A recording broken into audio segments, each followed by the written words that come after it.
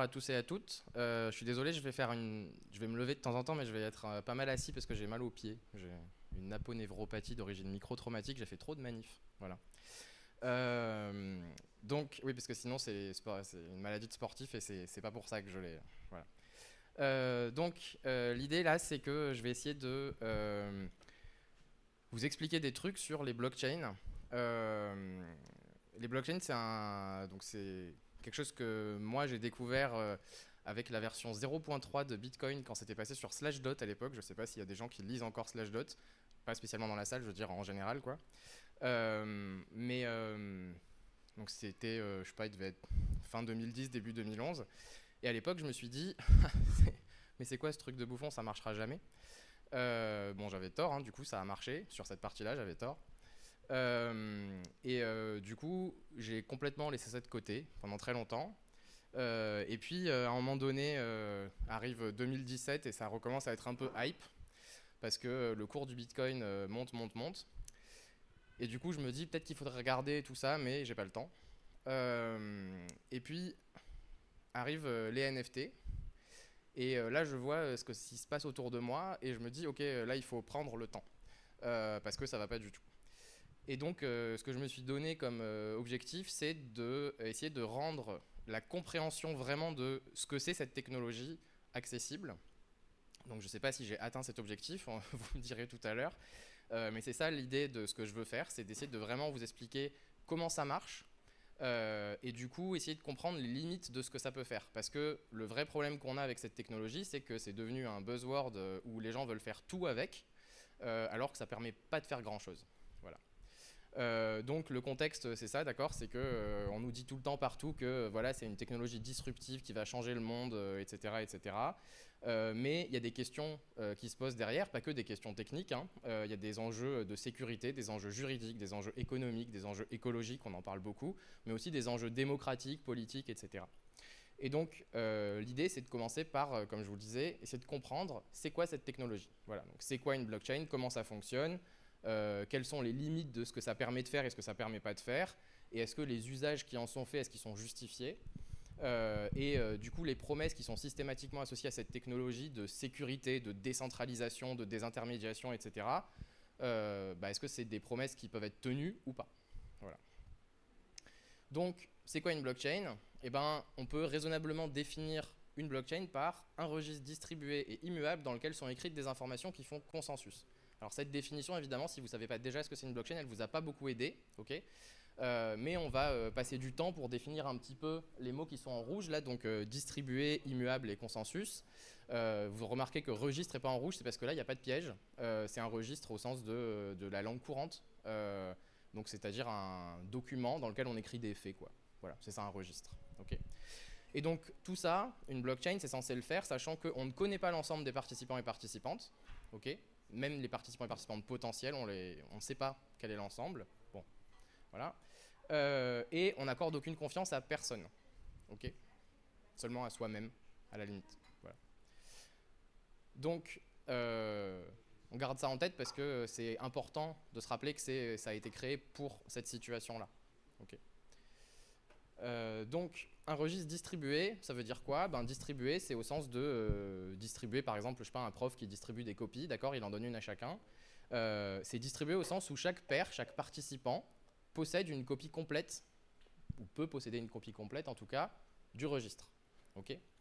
Donc ce que ça permet de faire, c'est que chacun, chacune peut consulter le registre et le partager sans dépendre de quiconque. Ça veut dire que quand on lit quelque chose dans le registre, on ne dépend pas de quelqu'un qui doit nous fournir l'information. Okay. Mais il faut faire attention à ne pas confondre distribué et pair à pair. D'accord. Et la notion de décentralisation qui est souvent confondue avec dans les discours sur la blockchain. Okay. Donc on va passer un tout petit peu de temps sur de la topologie de réseau, mais de manière très simple, hein, avec des dessins. Donc ça, c'est un réseau centralisé, par exemple. Okay, donc c'est, je sais pas, genre Facebook. Okay. Donc vous avez une entité Facebook qui elle-même est en fait un ensemble de serveurs qui ne fonctionnent pas de manière forcément centralisée en interne. Hein, okay. Mais Facebook est une entité, et si vous voulez communiquer avec quelqu'un sur Facebook, vous devez passer par cette entité. C'est un centre qui a tout pouvoir, toute autorité sur la communication à l'intérieur de ce réseau-là. Okay. Ça, c'est un réseau décentralisé. C'est-à-dire que les utilisateurs et utilisatrices sont connectés de pair à pair, et peuvent créer des liens de l'une à l'autre directement, et donc ne dépendent de personne éventuellement pour communiquer. C'est un espèce d'extrême opposé à la centralisation qu'on a vu juste avant. En pratique, ce qui existe dans la vraie vie, c'est souvent des réseaux fédérés, où en fait on a un ensemble de nœuds qui sont interconnectés plus ou moins, et d'utilisateurs, utilisatrices qui sont connectés à ces nœuds. C'est ce que vous avez avec le mail par exemple. Donc là, les serveurs qui sont là et là, ça pourrait être, je sais pas, Gmail, Outlook, Yahoo, le serveur de votre entreprise, etc. Vous êtes connecté à votre truc, et puis il y a un protocole qui est le même pour tout le monde qui permet, donc un protocole c'est un ensemble de règles de langage, si vous voulez, qui sont utilisées entre les serveurs pour communiquer, et qui permettent que si vous avez votre compte mail, je sais pas, chez Gmail par exemple, et votre mail il peut partir de chez Gmail, aller chez un utilisateur ou une utilisatrice qui n'est pas chez Gmail mais chez Yahoo ou chez telle université, telle association, etc. qui héberge son serveur mail. Et donc ça va passer comme ça. C'est aussi comme ça que marche par exemple, je sais pas, les virements interbancaires. Vous avez, si vous faites des virements internes dans une banque, en fait vous êtes dans la situation centralisée, c'est-à-dire que juste vous avez un nœud comme ça et puis vous passez une transaction d'un compte à un autre comme ça en passant par le centre qui est votre banque. Mais si vous faites un virement à une autre banque, ça passe comme ça. En vrai, c'est plus compliqué que ça parce que évidemment qu'ils font que des virements consolidés, ils font pas chaque petit virement, etc. Mais vous voyez l'idée quoi. Genre la façon dont ça fonctionne, logiquement, c'est ça. Donc, comment ça se passe dans une blockchain? Donc, dans une blockchain, on a un réseau, le réseau qui est créé par l'ensemble des paires qui sont connectés et qui participent à la blockchain dont on est en train de parler, qui sont connectés à travers le réseau Internet. Et ce réseau-là, effectivement, il a une topologie de réseau décentralisé pair à pair. Ces gens, ils vont s'échanger de l'information pour construire cette blockchain de cette façon-là. Mais le registre lui-même, ce qui est construit par le protocole, par les échanges comme ça sur le réseau pair à pair, le registre lui-même, il est distribué. Il se veut identique partout, c'est comme s'il n'y en avait qu'un seul. En fait, il y en a des copies partout, mais logiquement, au sens abstrait, si vous voulez, on fait comme s'il n'y en avait qu'un seul. C'est ça le principe. Donc ça veut dire que les transactions qu'on va écrire sur ce registre, parce que ça sert à ça, un registre, une blockchain, ça sert à écrire des transactions. Ces transactions, elles sont centralisées sur ce registre, techniquement. Il n'y a qu'un seul registre et on écrit dedans. Tous et toutes le même, si c'est la même blockchain dans laquelle on écrit. Et ces transactions, elles sont ajoutées pas une par une, mais par bloc sur cette blockchain. Ça va jusque-là pour tout le monde? Yes? Ok. Donc, l'idée, c'est comment on fait pour faire comme s'il n'y en avait qu'un seul de registre. Comment on fait pour centraliser les transactions à un endroit où tout le monde peut aller les lire et dire, bah oui, il y a écrit ça ou il n'y a pas écrit ça. Et ça, c'est les deux autres propriétés dont je vous ai parlé au début, c'est-à-dire l'immuabilité et le consensus. On va regarder les choses une par une. Donc ce registre, il se veut immuable. Immuable, ça veut dire qu'une fois qu'on a écrit quelque chose dedans, on ne peut plus ni le modifier, ni le supprimer. L'idée, c'est qu'une fois qu'on a lu quelque chose, on peut y faire confiance pour toujours. Voilà. Donc, une fois qu'un bloc il a été ajouté à la chaîne, théoriquement, on ne peut plus modifier ce bloc et on ne peut plus le supprimer. Voilà. Donc, en vérité, le registre sur un ordinateur, c'est un fichier. Donc évidemment qu'un fichier il est toujours modifiable. Donc comment on fait pour le rendre immuable? Comment on crée virtuellement cette immuabilité?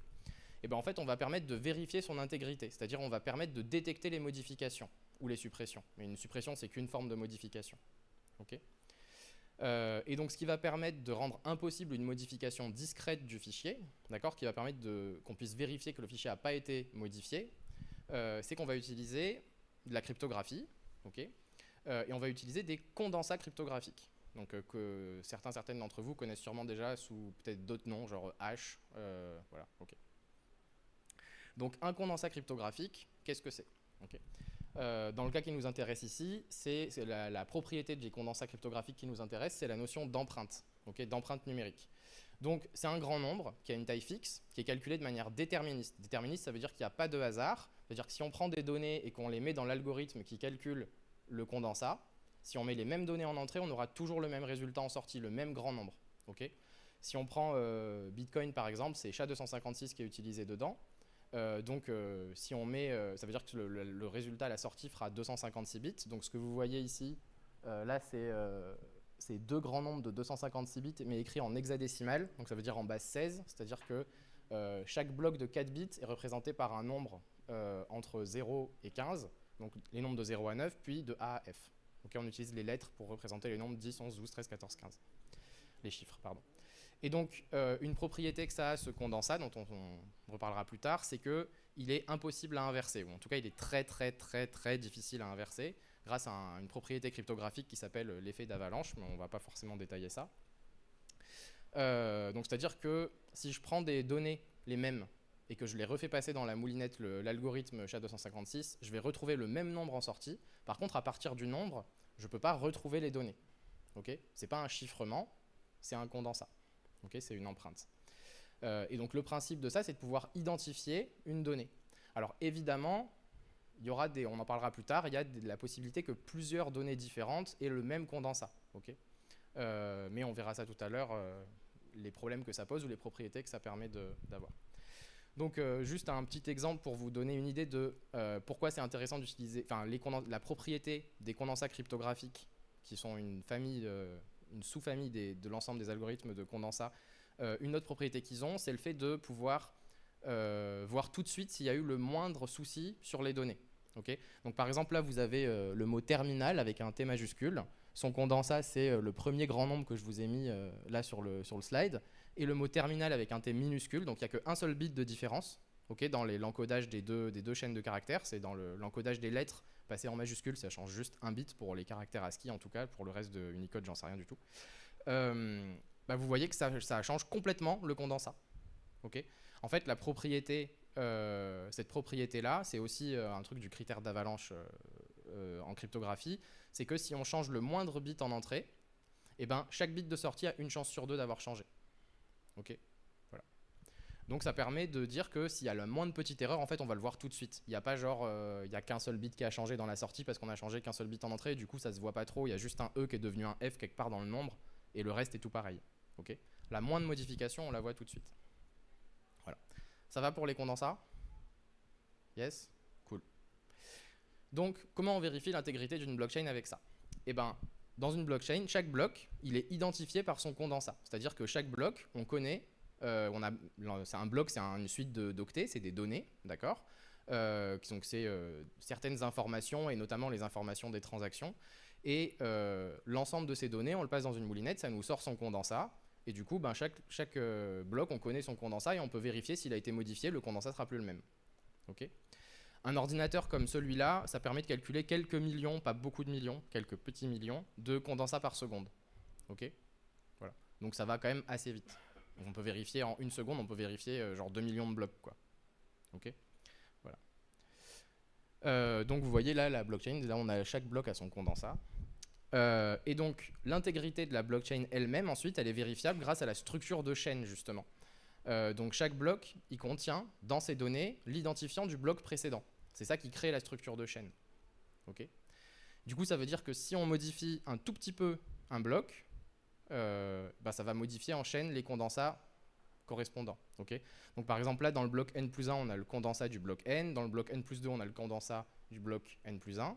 Okay, si on fait une toute petite modification, par exemple le contenu là on le modifie un petit peu, on passe le T en majuscule, on change un bit, du coup forcément le condensat de ce bloc là va avoir changé, on l'a vu tout à l'heure quand on changeait juste un bit, ça change complètement, okay, mais du coup pour que la chaîne soit valide, il faut que je change le condensat du bloc d'après, ce qui du coup change son condensat à lui, etc. en chaîne. Okay, voilà. Donc cette structure de données là, c'est un vieux truc, ça date des années 80. Ça s'appelle un arbre de Merkle, okay, et c'est une situation particulière d'arbre de Merkle où l'arbre il a des embranchements à 1 à chaque fois, c'est une chaîne. Okay, mais voilà. C'est une façon de vérifier l'intégrité d'un grand nombre de données qu'on connaît depuis très longtemps. Ça n'a pas été inventé pour les blockchains. Okay, voilà. Bon, évidemment ça marche jusqu'à ce qu'on trouve une collision. Je vous ai dit tout à l'heure que potentiellement il pouvait y avoir plusieurs données qui ont le même condensat. Okay, si jamais en changeant là, je change le contenu de ce bloc et je mets un truc qui m'arrange, genre c'est un bloc dans lequel j'ai dépensé des cryptos sous là, et en fait je veux les garder, voilà. Donc je change et j'enlève cette transaction et imaginons que j'arrive à faire en sorte, d'accord, que le condensat reste le même. Ça recalcule le même truc. Et bien là du coup on a un souci parce que la chaîne reste valide alors qu'on a modifié le truc. Bon. En fait ça a très peu de chances d'arriver. c'est ce qu'on appelle une collision entre dans un condensat, il a une collision s'il est le condensat de plusieurs données. En fait, tous les condensats sont le condensat de plusieurs données, d'une infinité de données. C'est ce qu'on appelle le principe des tiroirs à chaussettes. C'est-à-dire que si vous avez n tiroirs et que vous avez plus que n chaussettes, vous n'allez pas réussir à mettre qu'une seule chaussette par tiroir. Okay, et il y a forcément plus de données possibles que de condensats, puisque le condensat, on a dit, c'est un nombre de taille fixe. Donc si j'ai 256 bits pour écrire mes condensats, bah, chaque bit peut être 0 ou 1, et donc je vais avoir pour le premier bit deux possibilités, le deuxième deux possibilités, etc., etc. Donc je vais avoir 2 puissance 256 condensats possibles, et il y a forcément plus de données que ça, puisque bah, typiquement, il y a des données qui font plus que 256 bits, par exemple. Okay, voilà. Donc on est sûr que ça existe, mais trouver une collision en faisant exprès, c'est quasi impossible, c'est extrêmement difficile. Déjà, l'espace de recherche, il est hyper grand. Et ensuite, il y a des astuces pour trouver des collisions okay, qui existent. Par exemple, le paradoxe d'anniversaire, vous voyez ce que c'est ou pas? Il y a des gens qui ne voient pas? Ouais.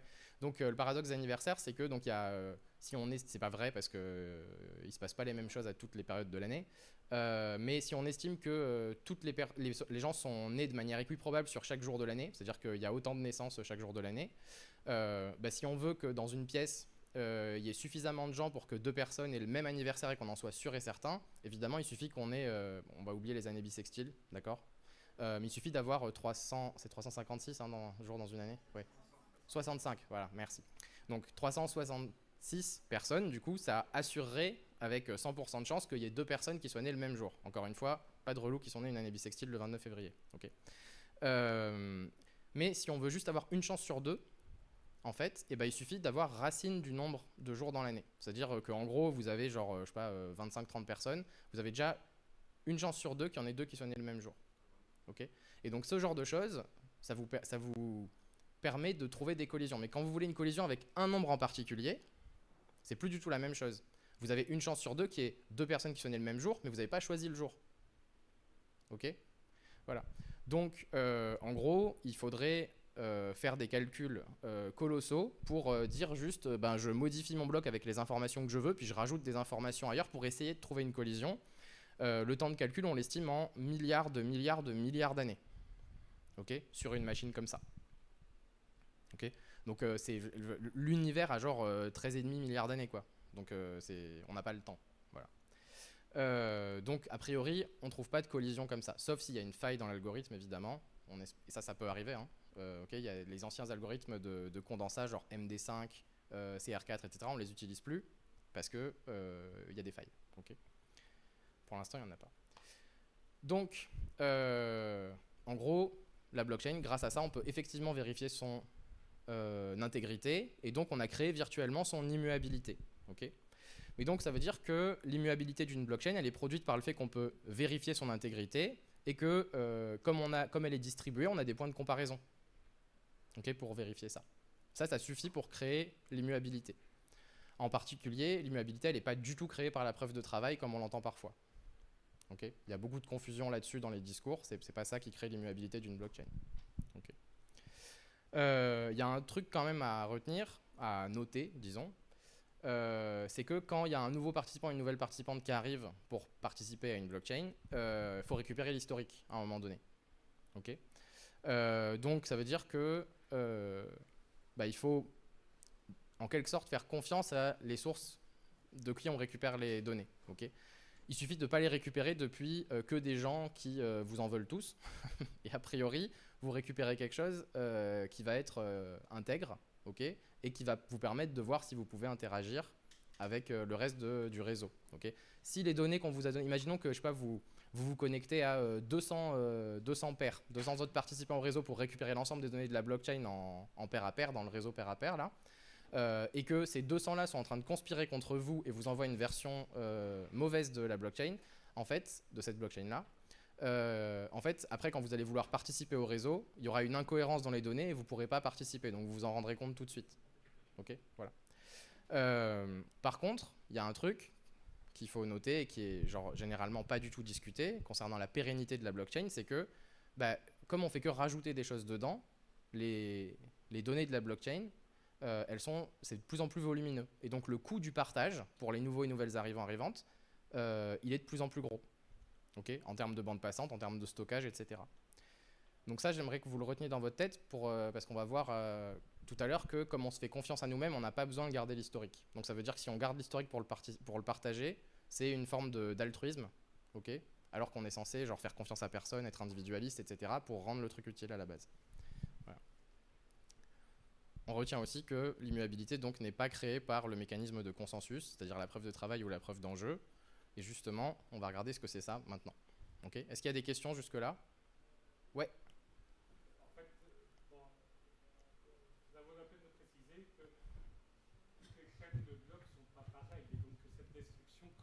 Avec certaines chaînes de blocs et pas d'autres. Il y en a par exemple avec coupure régulière qui fait que la chaîne n'augmente pas. Donc ouais. c'est un point toujours à garder en tête. Il y a plein de façons de faire une chaîne de blocs. L'autre, c'est que pour la confiance en ressources de partage, je n'ai pas compris parce qu'on ne vérifie pas en demandant à 200 personnes et en comparant. On vérifie en refaisant les calculs depuis la genèse. Donc il n'y a pas besoin, justement c'est ça le principe, il n'y a pas besoin de confiance dans les sources. Oui, mais là j'étais dans le cas où les personnes vous donnent une blockchain qui semble intègre, mais qui n'est pas qui a des données qui manquent parce qu'ils ont trouvé des collisions par exemple ou des choses comme ça. Si quelqu'un vous donne une blockchain qui semble intègre, ok, qui genre quand vous faites les calculs, ça arrive à quelque chose d'intègre, mais qu'ils ont changé quelque chose, même s'il n'y a pas de collision d'ailleurs, à la fin vous n'avez pas le hash du dernier bloc va pas être le bon par rapport aux autres gens, mais vous avez une chaîne qui est intègre quand même. Ouais. Non. Bah non. Si. Non, je vois pas. Elle ne sera pas intègre dans ce cas-là. On refait tous les calculs depuis la genèse. On voit bien. On refait tous les calculs. C'est des gens. En fait, c'est des gens qui conspirent contre vous depuis très longtemps. Ils ont commencé les calculs il y a longtemps et ils ont créé une chaîne parallèle et ils vous font croire que c'est celle-là à la fin. Je suis vraiment dans un cas. Voilà, c'est juste pour dire genre en fait même ce cas-là, l'intégrité peut être vérifiée et ensuite par comparaison, juste en participant au réseau, on va voir que ça bloque. Voilà. Mais là, on peut avoir ce truc-là. Voilà. C'est juste pour dire qu'on n'a pas besoin de la preuve de travail pour l'intégrité. Oui, ça, c'est une toute autre question qui n'a aucun rapport. Enfin, en fait, quand il y a la preuve de travail, on pourrait dire que justement, c'est trop coûteux pour les gens de créer une autre chaîne alternative, une autre version, une autre vérité alternative depuis le début. Voilà. Mais là, en fait, même sans la preuve de travail, même si par exemple, il n'y a pas de question de preuve de travail et que juste c'est instantané de créer des nouveaux blocs et de. Voilà. Parce qu'en fait, on a une preuve de travail à 0 bit quoi, sur le condensat, on cherche une collision, on cherche pas de collision du tout.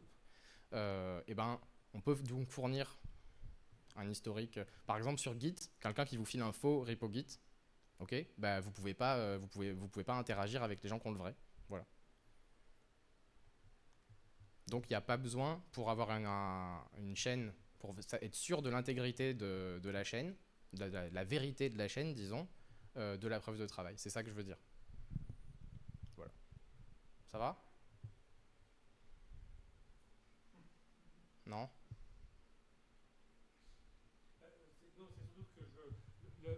Le troisième point, là, il y a la réfutation d'un truc que j'ai jamais vu écrit, que personne n'a jamais dit. Enfin, personne n'a jamais dit. C'est très souvent dit, genre la sécurité de la chaîne et le fait qu'elle est immuable, c'est grâce à la preuve de travail. Je l'ai vu écrit plein de fois.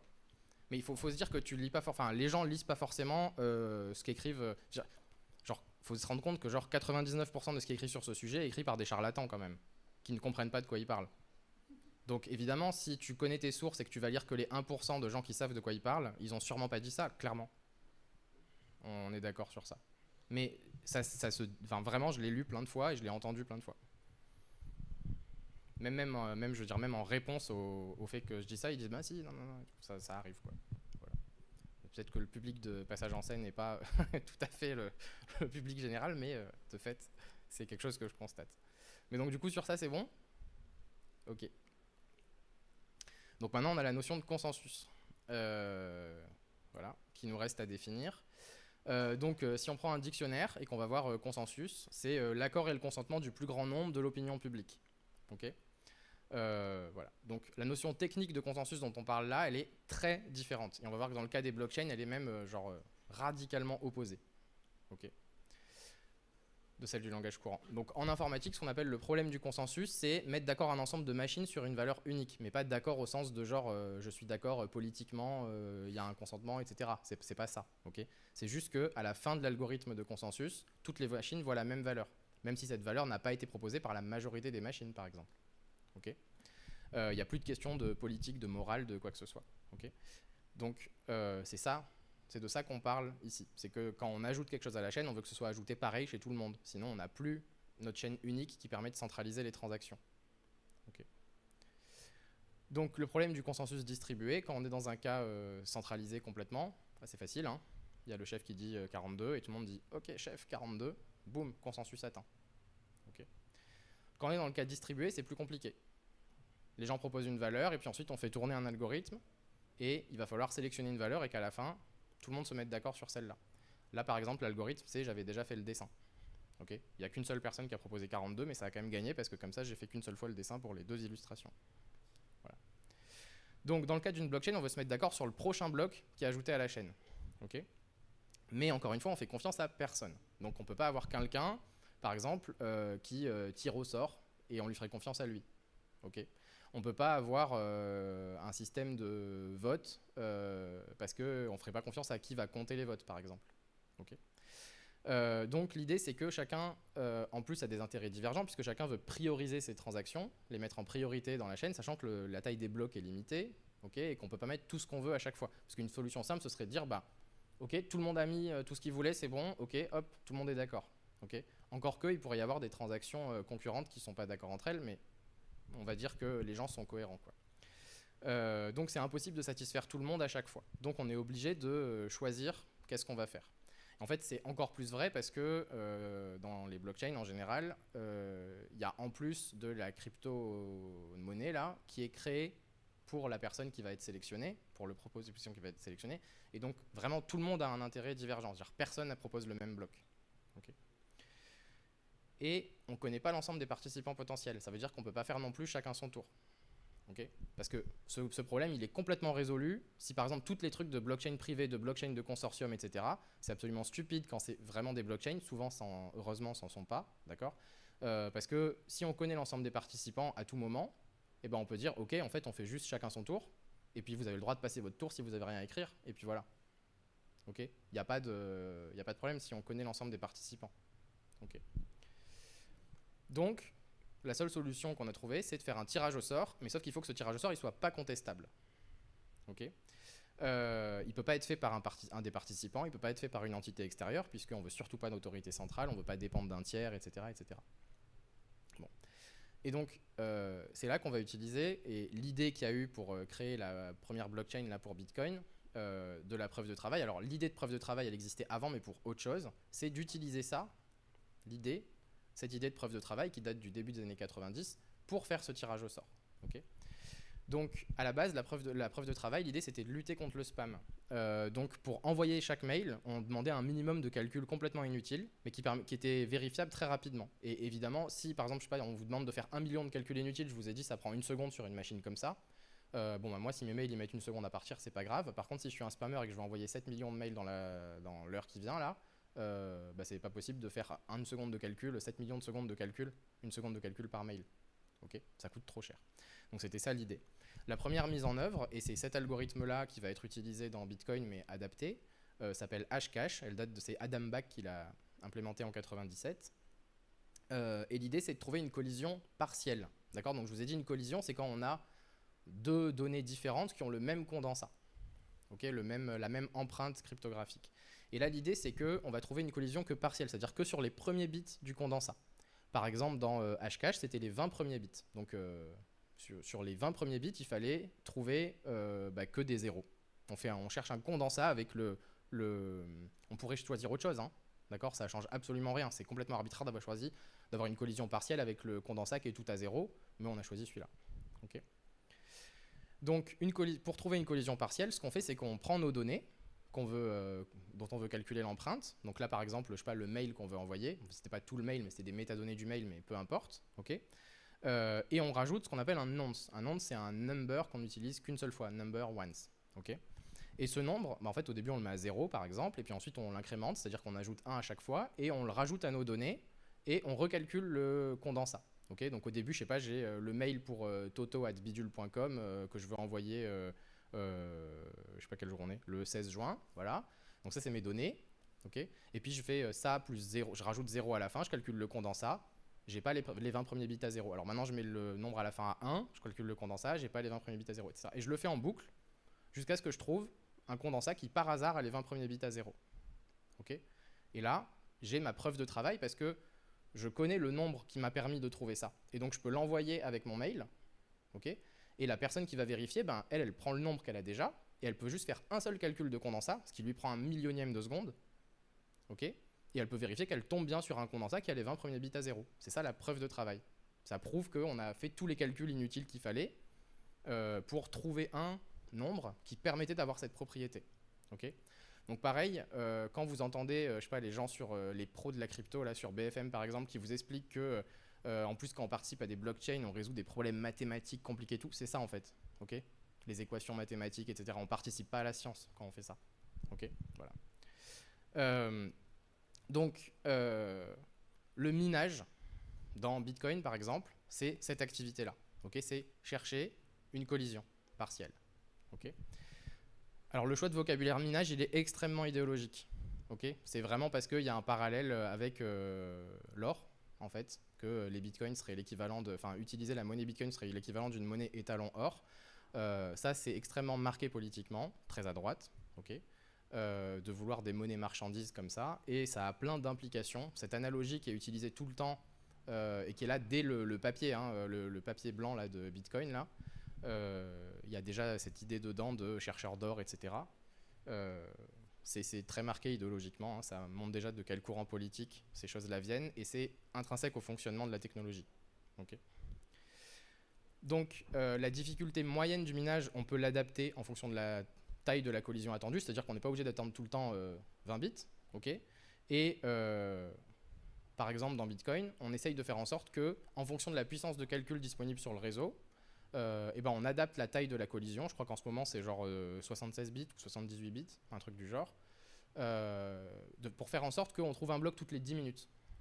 Voilà. Ça veut dire que toutes les 10 minutes, on a fait l'équivalent de millions, voire milliards d'années de calcul. C'est juste que c'est fait par des machines faites exprès en boucle qui tournent dans des fermes de calcul entières, partout, enfin à plusieurs endroits dans le monde.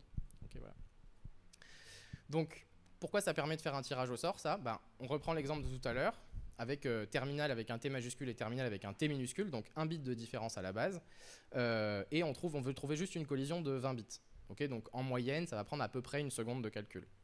Et ben donc 20 bits, ça veut dire que les 5 premiers chiffres hexadécimaux sont à 0, puisque je vous ai dit chaque chiffre hexadécimal, donc chaque chiffre en base 16, ça représente 4 bits, okay, 4 x 5, 20. Pour trouver à partir de terminal 0, on calcule le condensat, SHA-256, ok, et il faut incrémenter le 0, rajouter 1, etc. en boucle, jusqu'à 1 million, un peu plus, quasiment 1 300 000, ok, 1 277 191, ok, pour trouver une collision qui commence par 20 bits à 0, ok. Si j'étais parti de terminal avec un T minuscule, eh ben, j'aurais dû le faire que 296 762 fois, quasiment 1 million de calculs en moins. Et ça, en fait, on ne peut pas le prédire. Okay, comme je vous ai dit, à chaque fois qu'on change un tout petit peu l'entrée d'un algorithme qui fait un calcul de condensat cryptographique, eh ben, tous les bits de la sortie ont une chance sur 2 d'être changés. Et on ne peut pas prédire ça si on ne fait pas le calcul. Okay, et donc ça veut dire que comme chacun essaye de proposer un bloc différent, le bloc notamment où il s'auto-attribue la nouvelle crypto-monnaie qui est créée pour ce tour-là, et ben on ne sait pas qui va être tiré au sort en premier. Et théoriquement, il est possible que vous arriviez à installer le client qui fait les calculs sur votre Raspberry Pi là, et que par hasard, ça vous prend que 2 calculs de hash et que vous trouviez instantanément le prochain bloc. Okay, en pratique, ça n'arrivera pas. Voilà. Mais théoriquement, c'est pas impossible. Okay, voilà. Donc c'est effectivement un tirage au sort, et à la fin on a une preuve que le travail a été fait, et surtout que la personne, il y en a bien une qui a trouvé en premier, quoi. Ok, voilà. Et donc c'est comme ça qu'on crée un tirage au sort non contestable avec la preuve de travail. Okay, donc dans le cas d'un nouveau bloc, dans le cas d'une blockchain, l'identifiant du bloc précédent qu'on doit inclure, c'est le même pour tout le monde. Tout le monde part du même bloc précédent de la chaîne. Okay, dans le cas normal, il peut y avoir des soucis, mais j'en parlerai après. Par contre, les données qu'on souhaite ajouter sur la chaîne, c'est pas forcément les mêmes, et donc on ne sait pas qui va trouver le prochain bloc valide. Le premier qui trouve son bloc, il le partage sur le réseau qui lui est effectivement décentralisé et pair à pair. Okay, là, il partage avec les gens. Les autres, ils vérifient non seulement que tout est bon dans le bloc, okay, et que la preuve de calcul est correcte. Okay, et puis, ils abandonnent leur calcul en cours, ils ajoutent le bloc à la chaîne et ils repartent du condensat de ce bloc pour créer leur prochain bloc. En regardant s'il y a des transactions qu'ils voulaient mettre dans la chaîne qui y étaient déjà, ils les enlèvent de ce qu'ils veulent rajouter. S'ils en ont reçu d'autres demandes de transactions entre-temps qu'ils veulent honorer, ils les rajoutent, etc. etc. Okay, il se peut que plusieurs blocs soient trouvés à peu près en même temps. Il n'y a pas besoin qu'ils soient trouvés pile en même temps parce qu'il y a un temps de propagation sur le réseau. Et s'il y a 2 blocs qui sont trouvés à peu près en même temps par hasard à 2 endroits du monde, et les gens ils peuvent avoir des 2 blocs qui arrivent et ils doivent choisir de quel ils repartent. En fait, là, on est en train de parler d'un truc où la milliseconde de calcul, et je dis la milliseconde, mais en fait, on parle du milliardième de seconde de calcul, est important. Okay, donc le premier bloc qui arrive, on repart de là. Il n'y a pas vraiment de choix qui est fait. Okay, c'est quand on dit genre, ouais, en fait, y a des gens qui disent, moi je participe à Bitcoin, toi tu votes que tous les 5 ans, moi je vote toutes les 10 minutes. Pas vraiment, en fait. Hein. Okay, des gens qui disent ça, en général, ils minent pas, mais voilà. Et ce qui se passe dans le cas où les gens sont pas d'accord et repartent pas tous du même bloc, c'est qu'en fait, à un moment donné, il y a une des 2 chaînes qui sont en train de se créer qui va être plus longue que l'autre. Ça sera celle-là qui sera valide. Les transactions qui ont eu lieu que dans la chaîne plus courte disparaissent. Elles ont pas eu lieu. C'est comme si elles avaient jamais eu lieu. Ok ? C'est voilà. Il y a un truc que je vous ai pas expliqué, c'est comment on fait pour vérifier qu'un bloc il est valide. Parce qu'il n'y a pas que le condensat et la preuve de travail qui doivent être valides. Okay, il faut regarder que les transactions à l'intérieur, il n'y a pas écrit n'importe quoi. Okay, voilà. Donc on va voir ça quand on va parler de crypto-monnaie juste après. Donc le truc c'est quand même que ce calcul il a un coût qui est absolument non négligeable. Okay, aujourd'hui il faut du matériel spécifique, il faut énormément d'électricité, etc. etc. La taille de la collision partielle attendue dans Bitcoin, je vous ai dit en ce moment c'est à peu près 76 bits. J'imagine que, je sais pas s'il y a des gens qui ont des trucs plus à jour que ça, mais ouais, t'as une question? Oui, j'ai une question au niveau des branches en parallèle. Si on imagine qu'il y a beaucoup de gens qui font du calcul en parallèle pour vérifier des transactions, avec la latence du réseau, il doit forcément y avoir en permanence des branches qui se créent, qui divergent.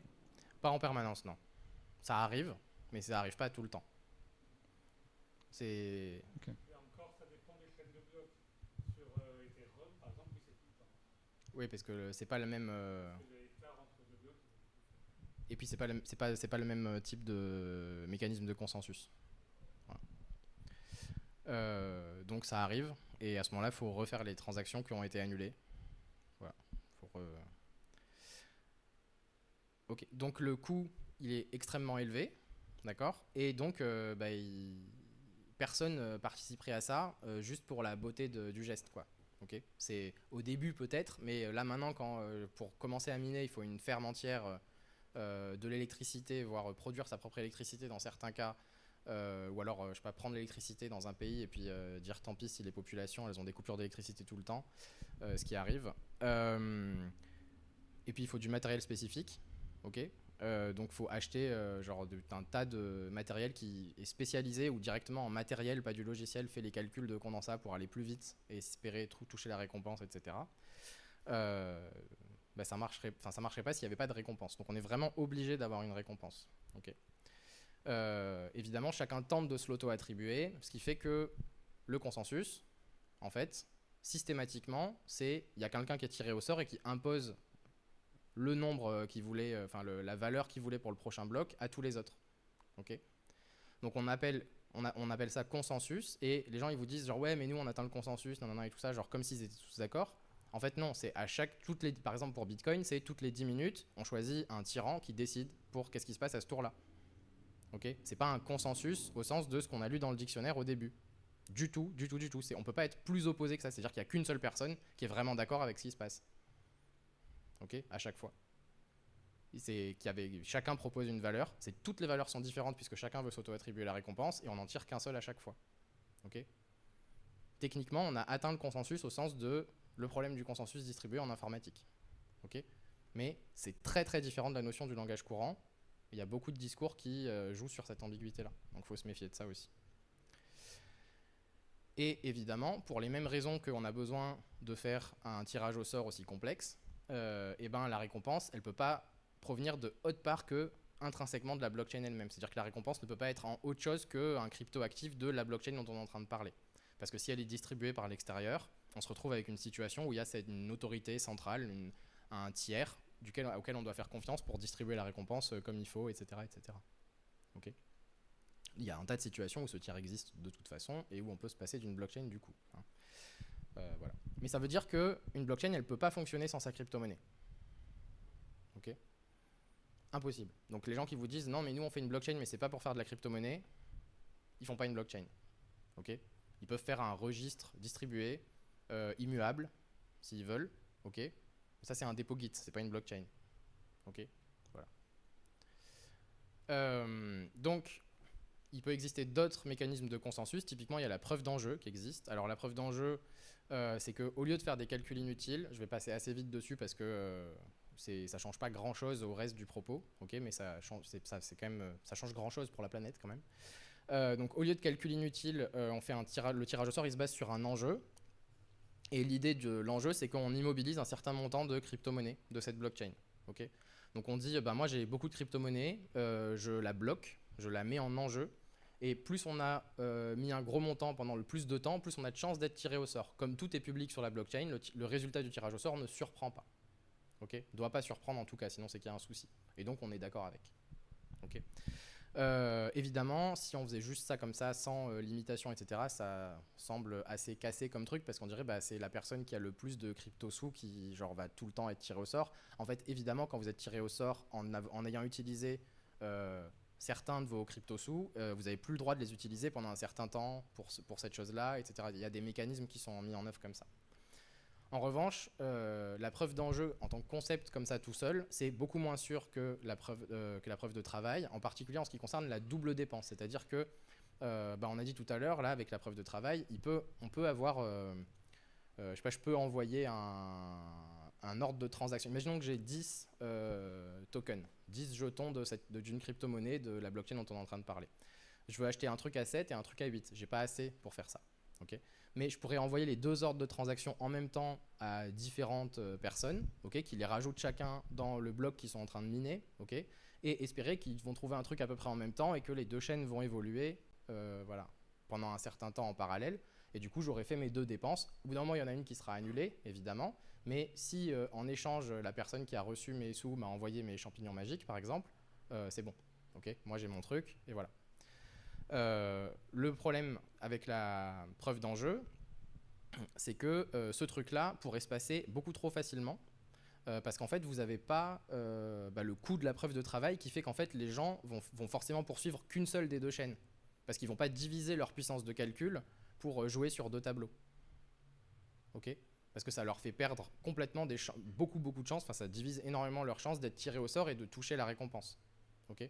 Alors qu'avec la preuve d'enjeu, on n'a pas ce truc-là. Donc en fait, la preuve d'enjeu, c'est toujours complété par des bouts de preuve de travail ou alors de la centralisation, ou genre il y a toujours un micmac quelque part qui fait qu'en pratique, c'est moins sûr, moins bien que la preuve de travail. Après, on arrive à le faire fonctionner quand même en pratique, genre dans Ethereum et tout ça, depuis quelques temps.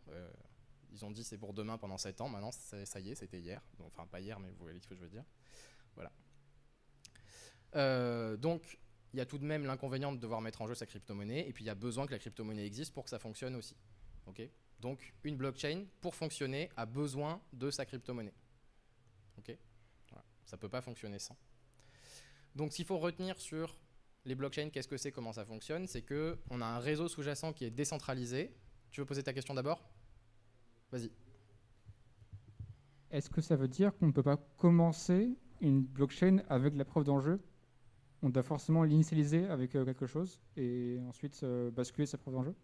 Ah non, ce que je veux dire, c'est que quand tu utilises la preuve d'enjeu, tu fais jamais que ça. Sinon, tu as un problème de sécurité. Mais par contre, une blockchain peut commencer à être créée et d'utiliser que ça dès le début. Mais, que ça. Utiliser de la preuve d'enjeu dès le début, c'est juste que la preuve d'enjeu est toujours complétée, arrondie, etc. par d'autres mécanismes que purement la preuve d'enjeu. Sinon, tu as le souci de la double dépense, notamment, qui est beaucoup plus facilité. Et si on commence une blockchain avec la preuve d'enjeu, comment ça se passe au début quand personne n'a la monnaie ? Je sais pas. Tu commences avec, je sais pas, tu crées un premier bloc qui donne de la monnaie à quelqu'un, et puis voilà. Enfin, de toute façon, le premier bloc, il doit être créé de quelque part. Il n'y a pas de... Ouais. T'as une réponse?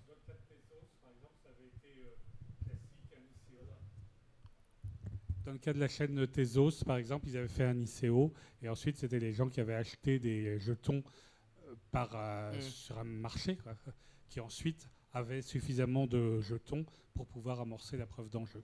Mais du coup, ces jetons, les premiers blocs ont été créés à la main, en fait, quoi, du coup. Ah oui, ok. Voilà, c'est ça la réponse, en fait. C'est que tu bootstrap en écrivant à la main les premiers trucs, quoi. De toute façon, il y a toujours au moins un bloc écrit à la main. Oui, il y a forcément un bloc au début, il faut commencer, quoi. Mais, ouais. Parce que de toute façon, même dans la preuve de travail, ton premier bloc, il n'y a pas de hash du bloc précédent. Donc, je sais pas, tu le mets tout à 0 ou tu écris Toto dedans. Enfin, faut faire un truc, quoi. Voilà. C'est bon? Ok. Donc, dans le cas d'une blockchain, on a effectivement un réseau sous-jacent sur lequel les gens s'échangent des informations, par exemple des demandes de transactions, les blocs quand ils ont réussi à calculer la preuve de travail, les blocs valides qu'il faut que tout le monde rajoute à sa version locale de la blockchain, etc. Ça, c'est un réseau décentralisé. Sur ce réseau décentralisé, on construit un registre distribué, d'accord, et les transactions sont centralisées sur ce registre. Ok. Donc, les aspects réseau technique, je ne vais pas en parler, d'accord, c'est pas le point là de ce que je veux expliquer. C'est aussi intéressant, mais il n'y a pas vraiment d'innovation et tout ça là-dessus. Voilà. Donc, en gros, sur le réseau, on peut faire ce que je vous ai dit, on peut s'envoyer des demandes de transactions, envoyer des blocs, etc. Voilà. On a remis en question la pérennité de la technologie, puisque, en fait, si on veut pouvoir vérifier son intégrité, etc., il faut avoir son historique, et que l'historique est de plus en plus coûteux à partager. Okay. C'est un truc qui s'appelle la tragédie des communs. Alors d'habitude, j'aime pas le mot tragédie des communs parce que tragédie, ça fait genre c'est inéluctable. Et en fait, un commun, ça a une gouvernance, on peut se parler, on se fait confiance, on essaye de faire ensemble que genre, je sais pas, le verger du village, il disparaisse pas, que Wikipédia disparaisse pas, etc. Là, on est censé être tous individualistes et ne pas se faire confiance et défiance généralisée, etc. Okay. Et du coup, si à un moment donné, pour certains, ça devient trop coûteux de partager, ils vont arrêter. Du coup, ceux pour qui c'était pas encore trop coûteux, ils vont devoir partager plus puisqu'il y a moins de gens qui partagent. Du coup, ça risque de devenir trop coûteux pour eux à leur tour, etc. etc. Okay. Sachant qu'en plus, la blockchain ne fait que grandir. Alors, effectivement, il y a des blockchains où on ne garde pas tout l'historique. C'est des cas particuliers. Mais la plupart de celles dont vous entendez parler, c'est le cas. Okay. Donc, dans ce cas-là, y a un moment donné où s'il n'y a plus de personnes qui partagent la blockchain, on ne peut plus continuer. Okay. Voilà, ça s'arrête. Juste, le commun disparaît. On l'a asséché, quoi. Voilà, donc ça c'est un peu dommage et c'est possible de faire ça parce qu'on n'a pas besoin de garder l'historique de la blockchain pour l'utiliser en vrai parce que c'est trop inefficace une blockchain en vrai, c'est une structure de données complètement pourrie. Donc en fait une blockchain ça n'existe jamais à la place de quelque chose d'autre, ça existe toujours en plus d'une base de données normale qu'on utilise. Parce que c'est là-dedans, c'est dans la base de données normale et efficace qu'on va aller récupérer les informations qui permettent de vérifier par exemple que les transactions sont correctes, etc. Par exemple que quand quelqu'un dépense des crypto-sous, il possède ces crypto-sous, ça on va le vérifier en faisant des requêtes dans une base de données normale qu'on va mettre à jour au fur et à mesure qu'on reçoit les blocs. Okay. Ça veut dire qu'une fois qu'on a reçu les blocs pour nous, on a l'état de notre base de données et à chaque fois qu'on reçoit un nouveau bloc, on met à jour notre base de données mais on n'a plus besoin de garder l'historique, si ce n'est pour le partager à d'autres. Mais on peut choisir de ne pas le faire, du coup. Okay. Donc, on a aussi dit que l'immuabilité et la distribution sont indépendants du mécanisme de consensus, et si, comme dans genre 100% quasiment des utilisations, c'est que ça dont vous avez besoin des cas d'usage pratiques, et du coup, vous n'avez pas besoin de blockchain, okay. Vous avez besoin de genre un dépôt Git et puis un protocole par-dessus, quoi.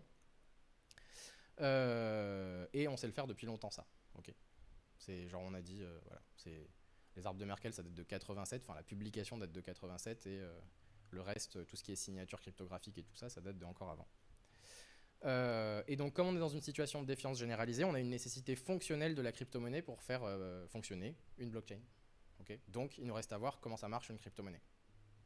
Okay. Pour vraiment comprendre comment ça marche une blockchain. Est-ce que jusque là ça va? Yes? Cool. Donc, les crypto-monnaies. Donc une crypto-monnaie, c'est un actif numérique échangeable sans autorité centrale. Okay. Le préfixe crypto, il fait référence à toute la cryptographie qui est utilisée pour mettre en œuvre la technologie. Et le suffixe monnaie, il fait référence à la nature autoproclamée de ces actifs. Okay, beaucoup d'économistes ne sont pas du tout d'accord avec le fait d'appeler ça des monnaies, okay, ils préfèrent le terme de cryptoactifs, justement. C'est pour ça que je dis crypto-sous avec des guillemets, que je fais des guillemets avec mes doigts quand je dis ça, etc. Donc le concept, lui, il est vieux, hein. Il date de début des années 80, c'est David Chaum qui avait commencé à réfléchir à ça. Mais la version actuelle, ce qu'on appelle aujourd'hui une crypto-monnaie, ça voit le jour avec Bitcoin il y a genre 15 ans. Faut que je mette à jour les slides parce que c'est plus il y a presque 15 ans, maintenant c'est il y a 15 ans, on est en 2023. Donc il y a beaucoup d'autres crypto-monnaies qui existent maintenant avec des tas de variations, okay, mais je vais parler de Bitcoin parce que c'est de très loin la plus importante. Okay. Mais après, sachez qu'il y a plein de petites variations qui existent, okay, à tous les niveaux, pour faire des choses différemment. Voilà. Donc, un petit détour rapide sur la nature autoproclamée de monnaie. Donc, une monnaie, elle doit... ça, c'est pas moi qui le dis, hein, c'est un truc d'économiste qui étudie la monnaie. Voilà. Ça doit remplir plusieurs conditions pour être qualifié de monnaie, une chose. Okay. En l'occurrence, ça doit pouvoir servir de réserve de valeur, ça doit pouvoir servir d'unité de compte, ça doit pouvoir servir d'intermédiaire d'échange. Pour ce qui est de la réserve de valeur, vu la volatilité de ces actifs, vu que c'est purement spéculatif, ça n'est rattaché à rien, donc c'est extrêmement volatile, du coup ça marche pas trop pour être une réserve de valeur, quand ça peut se casser la gueule et perdre 2/3 de sa valeur du jour au lendemain, voilà. Quand il y a ce risque-là, c'est pas raisonnable. Unité de compte, pour la même raison, ça marche pas, et on peut regarder que même les taux de change entre crypto-monnaies, ils sont faits en monnaie, genre le dollar ou l'euro, ils sont pas faits en crypto-monnaie. Okay. Et intermédiaire d'échange, ça potentiellement c'est possible. En pratique, pas trop. Enfin, genre là par exemple, vous pouvez pas acheter votre bière en bitcoin, ok. Mais c'est possible. C'est juste que c'est une propriété triviale. Genre, je sais pas, vos tickets de kermesse, ils servent d'intermédiaire d'échange, vos miles, ils servent d'intermédiaire d'échange, etc. C'est une propriété assez facile à avoir. Okay. Et puis il y a un autre truc aussi, c'est que la vision de la monnaie qu'on a, elle peut pas mal varier suivant le courant politique et suivant l'adaptation qu'on a à la réalité de ce qui se passe dans la vraie vie qui nous entoure. Et que la monnaie, en fait, c'est de la dette, c'est rien d'autre. Voilà. Et que la dette, ça implique de la confiance sociale, parce que s'il n'y a plus de confiance sociale et que la dette, elle va pas être remboursée, en fait, du coup, la monnaie vaut plus rien. Okay. Et cette confiance sociale, elle est complètement niée par construction et par hypothèse de pourquoi ça serait utile par les blockchains. Okay.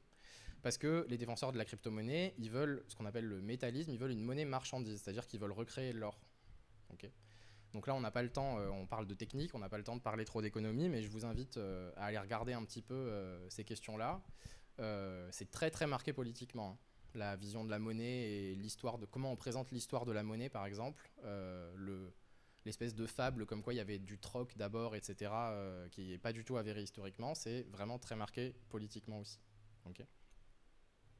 Il y a un livre de David Golumbia qui s'appelle The Politics of Bitcoin, et le sous-titre c'est Software as Right-Wing Extremism, qui est très bien là-dessus. Et puis en français, il y a le livre de Nastasia Adjadji, Nos cryptos, qui est sorti il n'y a pas longtemps, dont le dernier chapitre parle de ça, qui est très bien fait aussi.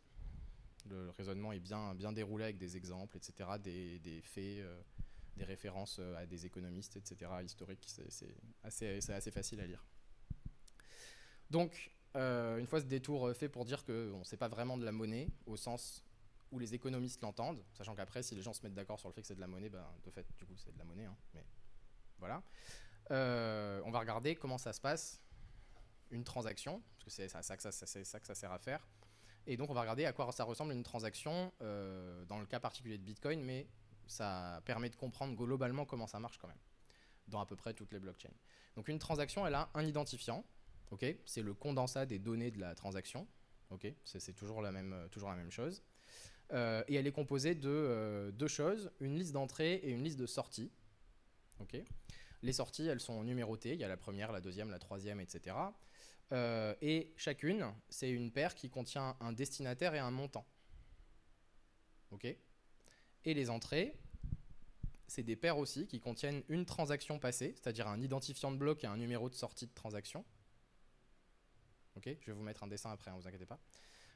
Et une signature cryptographique qui prouve que la sortie de transaction a le droit d'être utilisée. On va regarder tout ça. Donc, exemple, Alice veut transférer 7 bidule coin à Bob. Ok. Donc, il existe une transaction dans le passé où Alice, elle a reçu 10, d'accord. On a une des sorties de la transaction, là, celle qui est numérotée 2, elle associe Alice au montant 10, ok. C'est la transaction 42, voilà. Et ben, pour transférer 7 à Bob, ce qu'elle va faire, Alice, c'est qu'elle va dire, bah, je crée une nouvelle transaction. Dans les entrées, je mets mon ancienne sortie, la deuxième sortie de la transaction 42, celle-là, ok. Et en sortie de la transaction, je vais mettre 7 pour Bob dans le premier, puisque je lui ai filé 7, et puis 3 pour moi, je récupère le reste. Ok, c'est mon rendu monnaie, quoi, si vous voulez. Donc, on a une ancienne transaction où Alice a reçu 10, elle fait ça. Ok, ça va pour tout le monde? Ok. Donc, ça, c'est à ça que ça ressemble une transaction. Ok. Donc, maintenant, il y a plusieurs conditions pour qu'une transaction soit valide. Ok. Déjà, la somme des montants des sorties, elle doit être inférieure ou égale à la somme des montants en entrée. Vous ne pouvez pas créer des bidules tokens ex nihilo comme ça. Ok. Aussi, tous les montants doivent être positifs. On ne peut pas genre dire mais c'est bon, la somme est inférieure à 10, c'est juste que j'ai mis 9010 et puis moins 9000 de l'autre côté. Ok. Et si jamais la somme des montants en sortie est inférieure à la somme des montants en entrée, et ben c'est le mineur qui va mettre cette transaction dans son bloc, le prochain bloc qui va miner, c'est-à-dire faire tous les calculs inutiles, etc. pour faire la preuve de travail, par exemple dans le cas de Bitcoin, qui va pouvoir prendre la différence en frais de transaction. C'est une façon d'inciter à prendre en compte notre transaction. Ok. Si par exemple Alice, elle s'était rendue que 2 à la place de 3, bah, du coup 7 plus 2 ça fait que 9, et comme il y a 10 en entrée, et ben, ça incite les gens qui vont faire du minage à dire genre cette transaction elle est intéressante, je vais la mettre dans mon prochain bloc que je mine parce que je pourrais m'auto-attribuer un de plus que la récompense. C'est bon? Et évidemment, aucune des sorties de transactions qui sont listées dans les entrées, d'accord, donc les entrées c'est des sorties de transactions passées, ok, aucune de ces sorties de transactions ne doit avoir déjà été utilisée. D'accord, ça doit être des sorties de transactions qui n'ont pas encore été dépensées. Sinon on redépense plusieurs fois les mêmes crypto-bidules. Okay. Donc ça doit ne pas avoir été dépensé ni dans un bloc précédent, okay, ni dans une autre transaction du même bloc, évidemment. On ne peut pas utiliser plusieurs fois. Voilà. Et on parle d'UTXO, Unspent Transaction Output. Okay. Et les unspent transaction output, une fois qu'ils sont utilisés en entrée d'une transaction, ils ne sont plus unspent, ils ne sont plus non dépensés, et donc on ne peut plus les utiliser. Okay, c'est juste des TXO. Voilà. Et évidemment, chaque signature cryptographique doit être valide. Okay. Un truc qu'on remarque, c'est que du coup, il faut avoir la liste des UTXO pour pouvoir vérifier la validité d'une transaction. On ne va pas relire toute la chaîne à chaque fois. C'est absolument hors de question. On n'a pas le temps du tout de faire ça. Ce serait d'une inefficacité totale. Ça revient sur ce que je vous disais tout à l'heure. Quand on utilise une blockchain, les blocs de la blockchain, la blockchain ne représente pas un état, elle représente une suite de changements d'un état. Okay, de qui a combien de sous sur son compte sur la blockchain, quoi. Okay. Et à chaque fois, on regarde juste dans les blocs, il n'y a que des transactions. Mais on est obligé, pour vérifier une transaction, de connaître l'état, de savoir si telle pièce, d'accord, tel token, telle sortie de transaction est encore utilisable. Donc ça veut dire qu'on doit avoir cette liste quelque part. Cette liste, on l'a dans une base de données classique, okay, qu'on est obligé d'utiliser pour des questions d'efficacité. Donc encore une fois, une blockchain, ça ne vient jamais à la place d'une technologie alternative, ça vient en plus, et la base de données, elle est répartie en plus de partout, etc., puisque chacun doit l'avoir. Okay. Donc s'il y a quelqu'un à qui on peut faire confiance dans le tas, on peut faire les choses de manière beaucoup plus efficace, même si on parle de preuve d'enjeu et pas de preuve de travail. Okay. Voilà. Donc il nous reste à voir c'est quoi une signature cryptographique pour comprendre à quoi ça sert et ce que ça fait. Donc l'idée, c'est qu'il y a un truc qu'on a inventé dans les années 70, qui s'appelle la cryptographie asymétrique. Au début, on avait la cryptographie symétrique. Elle ne s'appelait pas comme ça, elle s'appelait juste cryptographie. Okay. Et l'idée, c'est qu'il y avait une même clé secrète, un mot de passe, qui servait à chiffrer et déchiffrer une donnée. C'est pour ça que c'est symétrique, c'est le même truc qui sert à chiffrer et déchiffrer. Okay. On a un problème de poule et d'œuf pour établir un canal sécurisé dans ce cas-là. Okay, parce que pour avoir un canal sécurisé, il faut qu'on ait une donnée commune, ce mot de passe, mais on n'a pas de canal sécurisé pour s'échanger ce mot de passe de manière sécurisée. Okay. Donc je passe les détails historiques qui sont très intéressants et très amusants. Ça implique des hippies, des militaires et tout ça, qui se posent des questions, enfin plutôt des militaires qui posent des questions à des universitaires qui se trouvent être des hippies, mais qui viennent bien habillés ce jour-là, c'est-à-dire avec un t-shirt sans tache, et qui écoutent ce que disent les militaires et qui disent genre « Ah, très bien, mais à la place de l'État, on va mettre l'autre gars à qui on veut parler, et comme ça, boum, on a inventé la cryptographie asymétrique. » Par ailleurs, ça a été inventé dans les services secrets anglais en même temps, 2 ans avant, mais ils n'ont pas eu le droit d'en parler, etc. Bon, bref. C'est assez amusant, je vous recommande d'aller regarder un petit peu ces trucs-là. Mais du coup, l'idée de la cryptographie asymétrique, c'est que chaque participante a une paire de clés. Une clé qu'on va appeler publique et une clé qu'on va appeler privée. Okay, et l'astuce, c'est que la clé publique, tout le monde peut l'avoir. La clé privée, il faut la garder absolument secrète, y compris de ses interlocuteurs. Et donc l'astuce, c'est que ce qu'on a chiffré avec une clé n'est déchiffrable qu'avec l'autre clé. Ok, donc, comme tout le monde a la clé publique de tout le monde, ok, si je chiffre un truc avec, je sais pas, la clé publique de, j'ai mis quoi comme exemple, toujours Bob et Alice, hein, donc si je veux envoyer un message secret à Bob, d'accord, je chiffre avec sa clé publique, que je possède puisqu'elle est publique, okay, ou auquel je peux accéder en tout cas, et je sais qu'il n'y a que lui qui pourra déchiffrer, puisque pour déchiffrer quelque chose qui est chiffré avec sa clé publique, il faut sa clé privée. Okay, et a priori, il n'y a que lui qui a sa clé privée. Bon, alors ça, c'est dans la théorie des maths. Hein. En pratique, il n'y a que lui qui a sa clé privée, plus tous les gens à qui il l'a leaké, quoi. Okay, non mais parce que c'est compliqué de gérer des clés publiques. Si c'était la cryptographie asymétrique, si c'était vraiment utilisable, ça serait plus utilisé. En l'occurrence, c'est pas le cas. On chiffre pas nos mails par exemple parce que c'est trop compliqué. Ok, y a toujours une dépendance à un tiers de confiance, à une espèce d'autorité centrale, etc. quand on arrive à le mettre en œuvre. Genre Signal, WhatsApp par exemple, ça marche, mais parce qu'il y a des serveurs centralisés. Les banques, bah oui, votre carte bleue, elle utilise de la cryptographie asymétrique, mais c'est pas vous qui gérez les clés. Ok, voilà. Même des gens dont c'est le métier, il y a quelques semaines, mois peut-être maintenant, GitHub a fait leaker une de ses clés privées. Ok. Et pourtant, GitHub, c'est pas genre n'importe qui veut juste aller faire une transaction en crypto-monnaie pour faire ses courses, quoi. Genre, voilà. Bon. Donc, ça marche comme ça, la cryptographie asymétrique. On a ces deux clés, d'accord ? Chaque participant a ces deux clés. Donc, si je veux communiquer avec quelqu'un de manière sécurisée, de manière confidentielle, je chiffre les données avec sa clé publique. Et je sais qu'à priori, si tout va bien, il n'y a que cette personne qui peut accéder au message parce qu'il faut sa clé privée pour le faire. Ok ? Bon. Et en fait, à la place d'écrire Alice, Bob, Charlotte, etc. dans les sorties de transactions, en fait, on a les clés publiques à cet endroit-là. Les gens sont identifiés par leurs clés publiques. Ok ? Et du coup, ce que ça permet de faire, c'est en faisant les choses dans l'autre sens, on peut faire de la signature cryptographique. Le principe pour signer un message, c'est que si par exemple Alice veut signer un message qu'elle va envoyer à Bob, elle va lui envoyer le message et elle va chiffrer le message. En fait, un condensat du message, mais on s'en fiche, c'est pas très important. Elle va chiffrer le message avec sa clé privée à elle. Ok ? Et du coup, Bob, il va pouvoir, vu qu'il a la clé publique de Alice, il va pouvoir voir si en déchiffrant le message chiffré, il retombe bien sur le message que Alice a envoyé à côté de la signature. Ok ? S'il retombe bien dessus, ça veut dire qu'il a réussi à déchiffrer la signature avec la clé publique de Alice. C'est donc forcément que ça a été chiffré avec la clé privée de Alice. Comme il n'y a que Alice qui est censée la posséder, c'est bien une signature qui prouve que c'est Alice qui a émis le message. Ça va pour tout le monde, ça ? Ouais ? Vous avez compris le principe de la cryptographie asymétrique. Okay. Et donc, pour vérifier la signature, on fait ce que je vous ai dit. Hein. Okay, donc, Bob, il reçoit le message de Alice, accompagné d'une signature. Il déchiffre la signature avec la clé publique de Alice. Il voit s'il obtient bien le message. Si oui, c'est bien Alice qui l'a signé. Okay. Et dans les entrées dans les transactions de manière générale, les transactions, elles sont signées, d'accord, par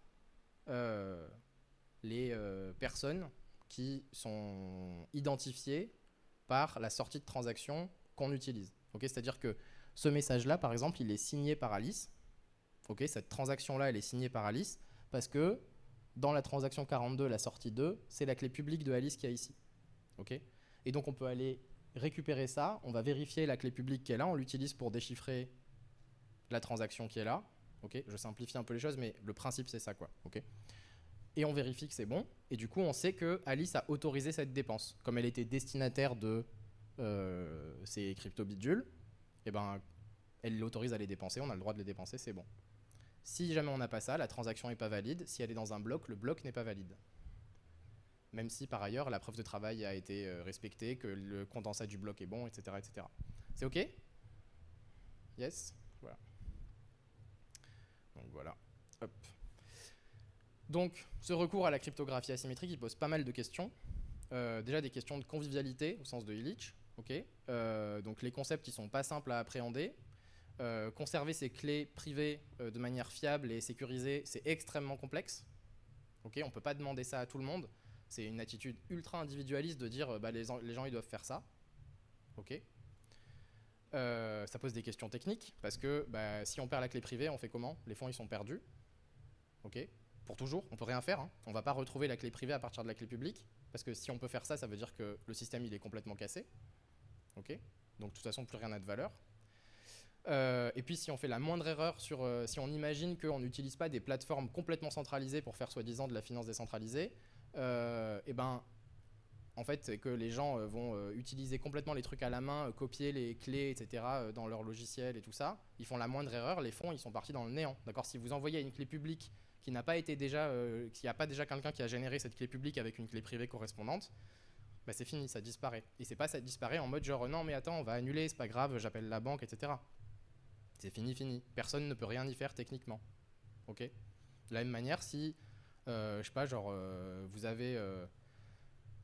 déjà, vous avez des backups, on imagine, d'accord, de votre... voilà. Mais il se trouve que quand votre cuisine elle a pris feu, le disque dur qui est pas mis dans la même pièce que l'ordinateur, il n'est pas dans un autre appart, mais déjà il n'est pas dans la même pièce, il est dans la cuisine, ok, il brûle avec, là où vous avez votre backup.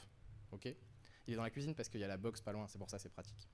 Votre ordinateur, il est dans une voiture qui se fait voler, j'en sais rien, voilà, ou je sais pas, juste vous êtes fait voler votre sac où il y avait votre ordinateur pile ce jour-là. Voilà. Loi de Murphy, les choses arrivent tous ensemble. C'est fini, vous n'avez plus accès à rien du tout, quoi. Et personne ne peut rien faire pour vous. Techniquement, c'est pas possible. Personne n'a la capacité de récupérer vos crypto-bidules à ce moment-là. Ok. Donc vous êtes obligé, en fait, chacune, si vous voulez utiliser ça, de vous sécuriser autant qu'une banque doit le faire pour ses clients, quoi. Ok. Demander ça à tout le monde, ça me semble pas raisonnable d'un point de vue, je sais pas, démocratique, quoi. Voilà. Donc en pratique, de toute façon, même les gens, la grande majorité des gens qui jouent avec des crypto-monnaies, qui font de la spéculation, etc., ne possèdent pas leur clé privée. Ok. Ils utilisent des portefeuilles, ils appellent ça portefeuille, alors c'est pas du tout des portefeuilles, c'est des comptes, mais hébergés sur des plateformes, genre feu FTX, bientôt feu Binance, ok, qui sont des plateformes d'échange centralisées, complètement centralisées, ok, et qui cassent complètement le principe de oui, mais c'est décentralisé, non, il n'y a pas d'autorité, etc. Tout passe par là et ces plateformes possèdent leurs clés privées, ok, voire possèdent leur crypto-monnaie, juste c'est sur un compte dans une base de données chez la plateforme, ok. Et puis ça pose des questions politiques aussi, parce que du coup, seuls le ou les détenteurs d'une clé privée ont le contrôle des fonds associés. Il y a l'impossibilité d'imposer des décisions collectives. Okay. Ça, c'est vraiment by design. C'est pensé comme ça par les libertariens qui ont inventé ces technologies. Okay. Il y a un individualisme et une volonté d'échapper aux décisions collectives qui est pensée intrinsèquement dans la technologie. Okay. Voilà. Donc il reste deux questions. Comment on crée de la crypto-monnaie à la base ? Et comment on incite au minage, la fameuse récompense, là, comment ça marche techniquement. Okay. Donc en fait, ça marche en même temps dans la plupart des blockchains, notamment dans Bitcoin qui est la plus importante. C'est que la première transaction de chaque bloc, elle sert de récompense et elle est un petit peu particulière. Elle n'a pas d'entrée. Okay. Et sa sortie sert à récompenser le ou les mineurs qui ont trouvé le bloc. Les mineurs peuvent se mettre en association ensemble pour avoir plus de chances et se partager les gains. Donc le montant en sortie de cette transaction spéciale qui est la première de chaque bloc, il ne doit pas excéder la récompense qui est décidée à ce moment-là dans le protocole, okay, plus les frais de transaction éventuels. C'est-à-dire s'il y a des transactions dont les montants en sortie sont plus petits que les montants en entrée, on peut rajouter la différence aussi dans la récompense, okay, comme je vous disais tout à l'heure. Et cette récompense, le reste est créé ex nihilo, voilà, comme ça. Dans Bitcoin par exemple, La récompense, elle a démarré à 50 bitcoins le 9 janvier 2009, quand le premier bloc a été miné. Et elle est divisée par 2 tous les 210 000 blocs, ça fait à peu près tous les 4 ans. Okay. Actuellement, elle est à 6,25 bitcoins depuis le 11 mai 2020. Et donc, à peu près mai 2024, ça va à nouveau être divisé par 2 et ça sera 3,625, c'est ça? Je sais faire une division, on s'en fout. 1,125. Ouais, voilà. Et avec l'idée que quand il y aura 21 millions de bitcoins qui auront été distribués, il restera que les frais de transaction. C'est-à-dire qu'au bout d'un moment, on ne peut pas subdiviser tout le temps par 2, ça s'arrête. Okay. Cette volonté-là, elle est explicitée depuis le début aussi par le fait que la volonté dans la création de Bitcoin, c'est vraiment de reproduire l'or. Okay. Donc l'or, plus vous en avez pris dans les mines et mis dans les coffres des banques ou dans votre coffre perso sous votre matelas, et moins il y en a et plus c'est dur à trouver. Okay. Ça, c'est une première chose. Et puis il y en a une quantité finie. Okay. Donc on est à nouveau sur cette analogie-là de ce qu'on veut, c'est une monnaie marchandise, d'accord, un équivalent à l'étalon or mais numérique. Okay. Ça veut dire aussi que les frais de transaction ils vont devenir énormes à terme. Okay. Puisque soit par spéculation, on arrive à faire monter la valeur de Bitcoin tellement fort que quand ça vaut genre 0, je sais pas quoi Bitcoin, la récompense, c'est suffisant pour couvrir l'électricité, etc., que ça coûte, soit les gens vont arrêter de miner, sauf si les frais de transaction deviennent énormes. Ok. Voilà. Donc, en termes d'utilisabilité et de démocratie, ça tient pas trop la route comme technologie. La gestion des clés privées est compliquée. Les portefeuilles en pratique sont hébergés, donc ça correspond pas du tout au narratif qui est vendu avec le truc de chacun a le contrôle de ses finances, etc., etc. Le terme de portefeuille qui est utilisé à tort et à travers, il est complètement faux. Parce qu'en fait, c'est pas qu'il est faux, parce qu'on peut parler de portefeuille financier aussi, mais il est régulièrement utilisé pour faire, et même dans le titre du papier blanc de Bitcoin, ça dit que c'est du cash électronique, un électronique peer-to-peer cash system. Okay. Ce qui est peer-to-peer, c'est pas les transactions, c'est pas le cash, c'est le réseau qui est en dessous. Les transactions, elles sont centralisées sur un registre distribué. Okay. Elles sont pas peer-to-peer. Et c'est pas du cash, c'est des virements bancaires. Enfin, c'est l'équivalent de virements bancaires. Interne à la même banque, dans une seule banque. C'est complètement centralisé sur un seul registre. Okay, parce que c'est que des jeux d'écriture. La propriété du cash, c'est que en fait, je peux prendre un objet physique dans un portefeuille et le déplacer dans un autre portefeuille. Et ça fait la transaction. Okay. Là, et cette transaction, elle peut avoir lieu cachée dans une pièce, elle peut avoir lieu sans en informer quiconque, etc. etc. Okay. Là, vous n'avez absolument aucune possibilité de faire ça. Okay.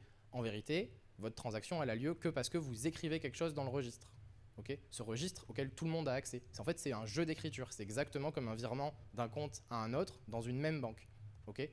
Donc en fait, ce n'est pas un portefeuille, c'est un compte. Okay. Et les transactions ne sont pas du tout des transactions en cash, ni pair à pair. Okay. C'est des transactions centralisées sur un registre qui est juste un jeu d'écriture. Okay. Donc en fait, ça simule des virements internes et pas du tout du liquide. Okay. Et en fait, ça c'est un truc très important à comprendre, c'est que si ça marche, cet usage-là des crypto-monnaies, enfin ça marche, techniquement ça fonctionne, genre, on peut le faire, c'est parce que justement l'écriture dans la blockchain elle est performative, c'est-à-dire que c'est parce qu'on a écrit que la transaction, parce qu'on a écrit une transaction dans la blockchain que cette transaction a lieu, parce que le fait que la transaction a eu lieu est défini comme ça, c'est écrit, c'est que un jeu d'écriture. Okay. Dès que vous parlez de autre chose, les gens qui vous disent mais on va désintermédier, je sais pas, les notaires, les machins, on va utiliser une blockchain, voilà. Dès qu'une blockchain parle de quelque chose qui n'est pas intrinsèquement créé dans elle et qui n'existe que dans elle, donc typiquement des cryptoactifs de cette blockchain-là, ça marche plus. On a besoin d'un lien avec le monde réel. L'écriture n'est plus performative. Et en fait, pour faire une action dans le monde réel, il faut forcément qu'il y ait un agent qui le fasse. Okay, ça peut pas être un truc qui va se passer par magie. Ok. Donc dans tous les autres cas, une blockchain elle apporte aucune garantie. C'est-à-dire c'est pas parce que c'est écrit dans la blockchain que c'est vrai. Tout ce que vous garantissez en écrivant un truc dans une blockchain, c'est que ce truc est écrit dans cette blockchain et c'est tout. Ok. Il se trouve que pour les crypto-monnaies, comme l'écriture est performative, ça suffit à garantir le fait qui est écrit. Pour tout le reste, ça juste marche pas. Ok. Voilà. Donc on a besoin de crypto-monnaies pour faire fonctionner une blockchain. Une blockchain peut servir qu'à faire une crypto-monnaie. On a un peu un serpent qui se mord la queue de genre on a inventé un problème et on a créé la solution en même temps. Et maintenant on veut l'appliquer à toutes les sauces. Okay. Et ce qui se passe dans la vraie vie, c'est que vous avez des gens qui se disent genre ah j'ai une blockchain, qu'est-ce que je vais faire avec, et qui du coup trouvent des trucs à faire avec. Si ces mêmes gens avaient un problème et s'étaient dit j'ai un problème, comment je vais le résoudre, à aucun moment, jamais, ils seraient arrivés à j'ai besoin d'une blockchain. Okay, sauf pour créer des actifs purement spéculatifs, de la crypto-monnaie. Okay. Encore, il y a peut-être d'autres moyens de le faire, mais en tout cas, ça marche. Alors, ça, c'est très très important, là, le coup de genre... c'est parce que c'est de l'écriture performative que ça a un sens. Ok, il faut vraiment retenir ça. Si vous retenez qu'un seul truc de tout ce que je vous raconte, c'est ça. Ok. Oui. Attendez, il y a le micro qui arrive parce qu'il y a les gens dans le live qui ne doivent pas vous entendre sinon. Oui, pardon. Je pensais qu'on pouvait utiliser le système de blockchain pour voter. Alors là, oui, il y a des gens qui disent ça, c'est vrai. Quand des gens c'est un vous peu disent pour ça que je suis venu écouter parce que moi, faire des crypto-monnaies, j'en ai rien à faire. Eh ben, c'est très bien. Et vous avez bien fait de venir. Pour le vote, ça m'intéresse. Voilà, bah justement, vous avez bien fait de venir parce que la prochaine fois que quelqu'un vous dit ça, vous partez.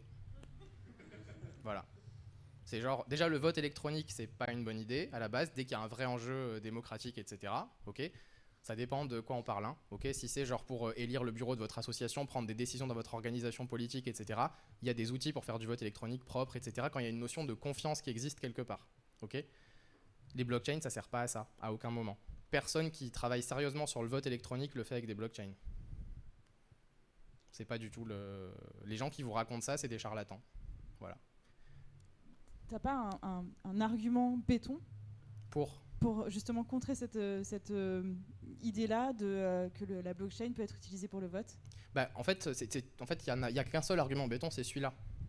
Ok, c'est qu'en fait, quelle propriété... En fait, qu'est-ce que c'est un système de vote? Quelle propriété on veut garantir avec un système de vote? On peut se poser ces questions-là.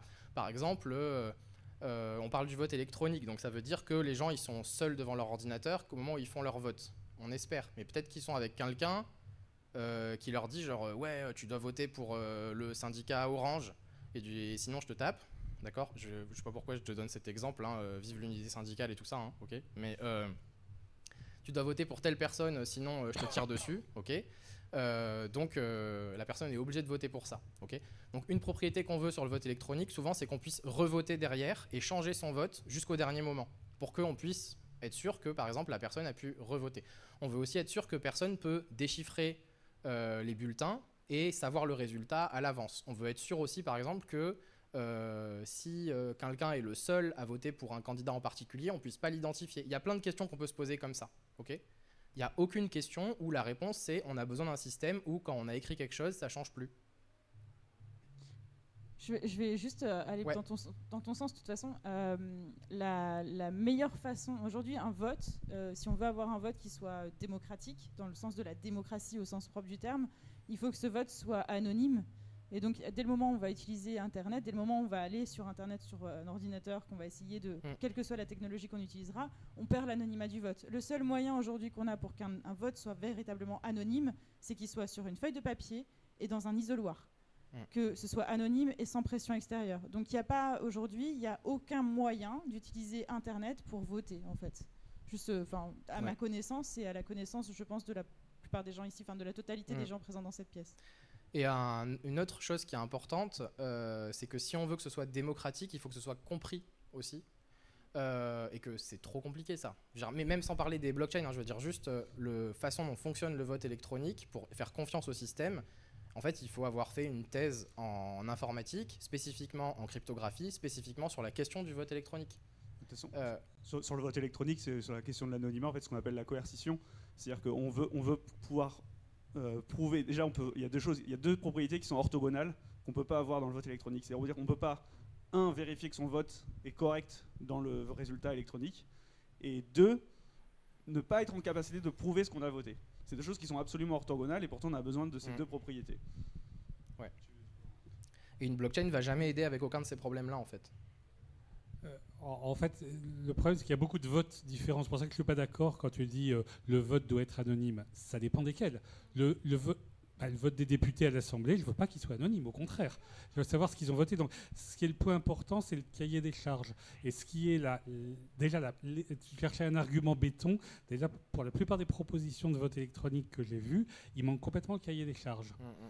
Qu'est-ce qu'on veut exactement? Si par exemple on ne veut pas le secret, et il y a des tas de cas où on ne veut pas le secret, à ce moment-là, il y a des solutions de vote électronique qui peuvent marcher. Donc c'est souvent ça le meilleur moyen de démonter une proposition de vote électronique, c'est de demander aux gens, OK, il y a écrit blockchain. Bon, à part ça, quel est votre cahier des charges exactement? C'est-à-dire quelles sont les propriétés de votre vote? Et puis ensuite, comment vous allez mettre ça en œuvre sur les blockchains? Parce que c'est vrai que toutes les propositions que j'ai vues, c'était du PowerPoint. Ça ne dépassait pas ce stade-là. C'est-à-dire personne n'a jamais pris la peine de décrire un système. Il y a des systèmes de vote électronique, pas beaucoup, mais il y en a quelques-uns qui ont été décrits un peu en détail, mais pas pour ceux utilisant les blockchains, effectivement. Oui, mais ça peut être souhaitable, ça dépend de quel vote. Hein. Oui.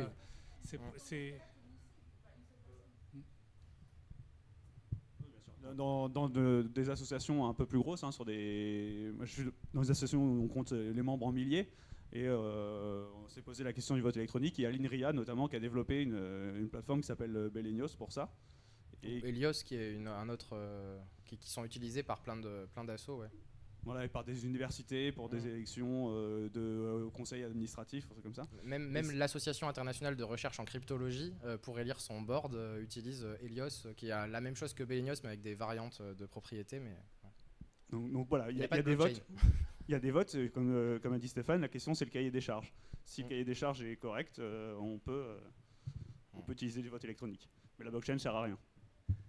Oui, la question, en fait, je pense que la question qu'on se posait par rapport au vote, c'est pour le vote pour une élection, pour élire quelqu'un, en fait, dans le cadre de notre système électoral français ou dans le cadre d'un système électoral démocratique. Si on parle effectivement du vote électronique comme un vote. J'aime bien la distinction. Ouais. Ouais, forcément.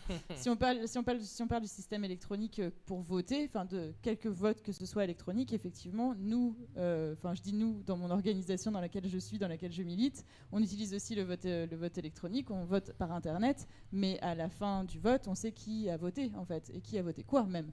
Donc, il n'y a pas de...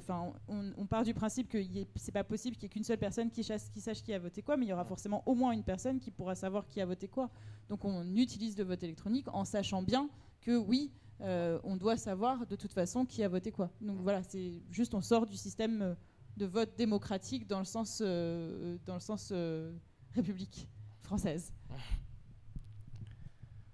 C'est bon? Ouais.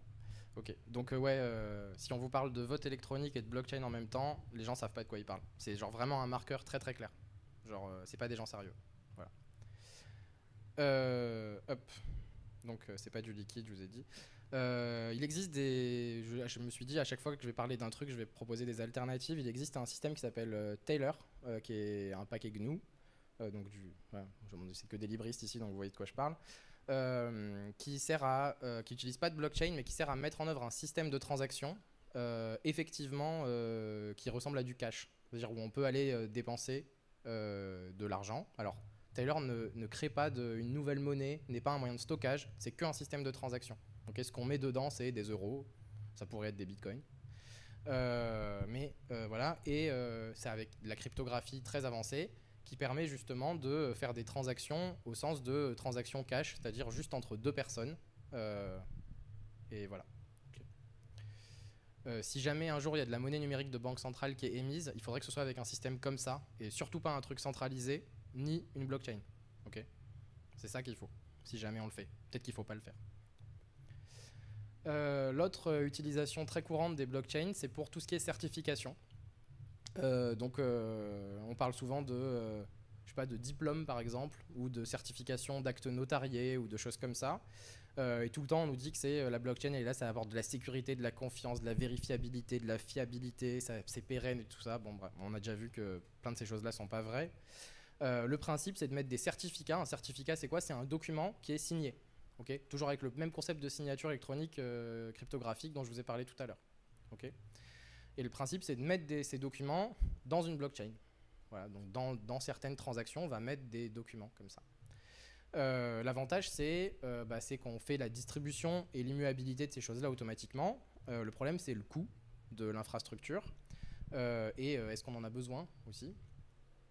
Donc, dès que les certificats ils parlent de quelque chose, par exemple, je sais pas moi, le fait qu'une œuvre d'art est bien la vraie ou des choses comme ça, c'est pas parce que vous l'écrivez dans une blockchain que ça a une quelconque valeur. Okay, vous pouvez aller le taguer dans le mur des toilettes, ça n'a pas plus de valeur.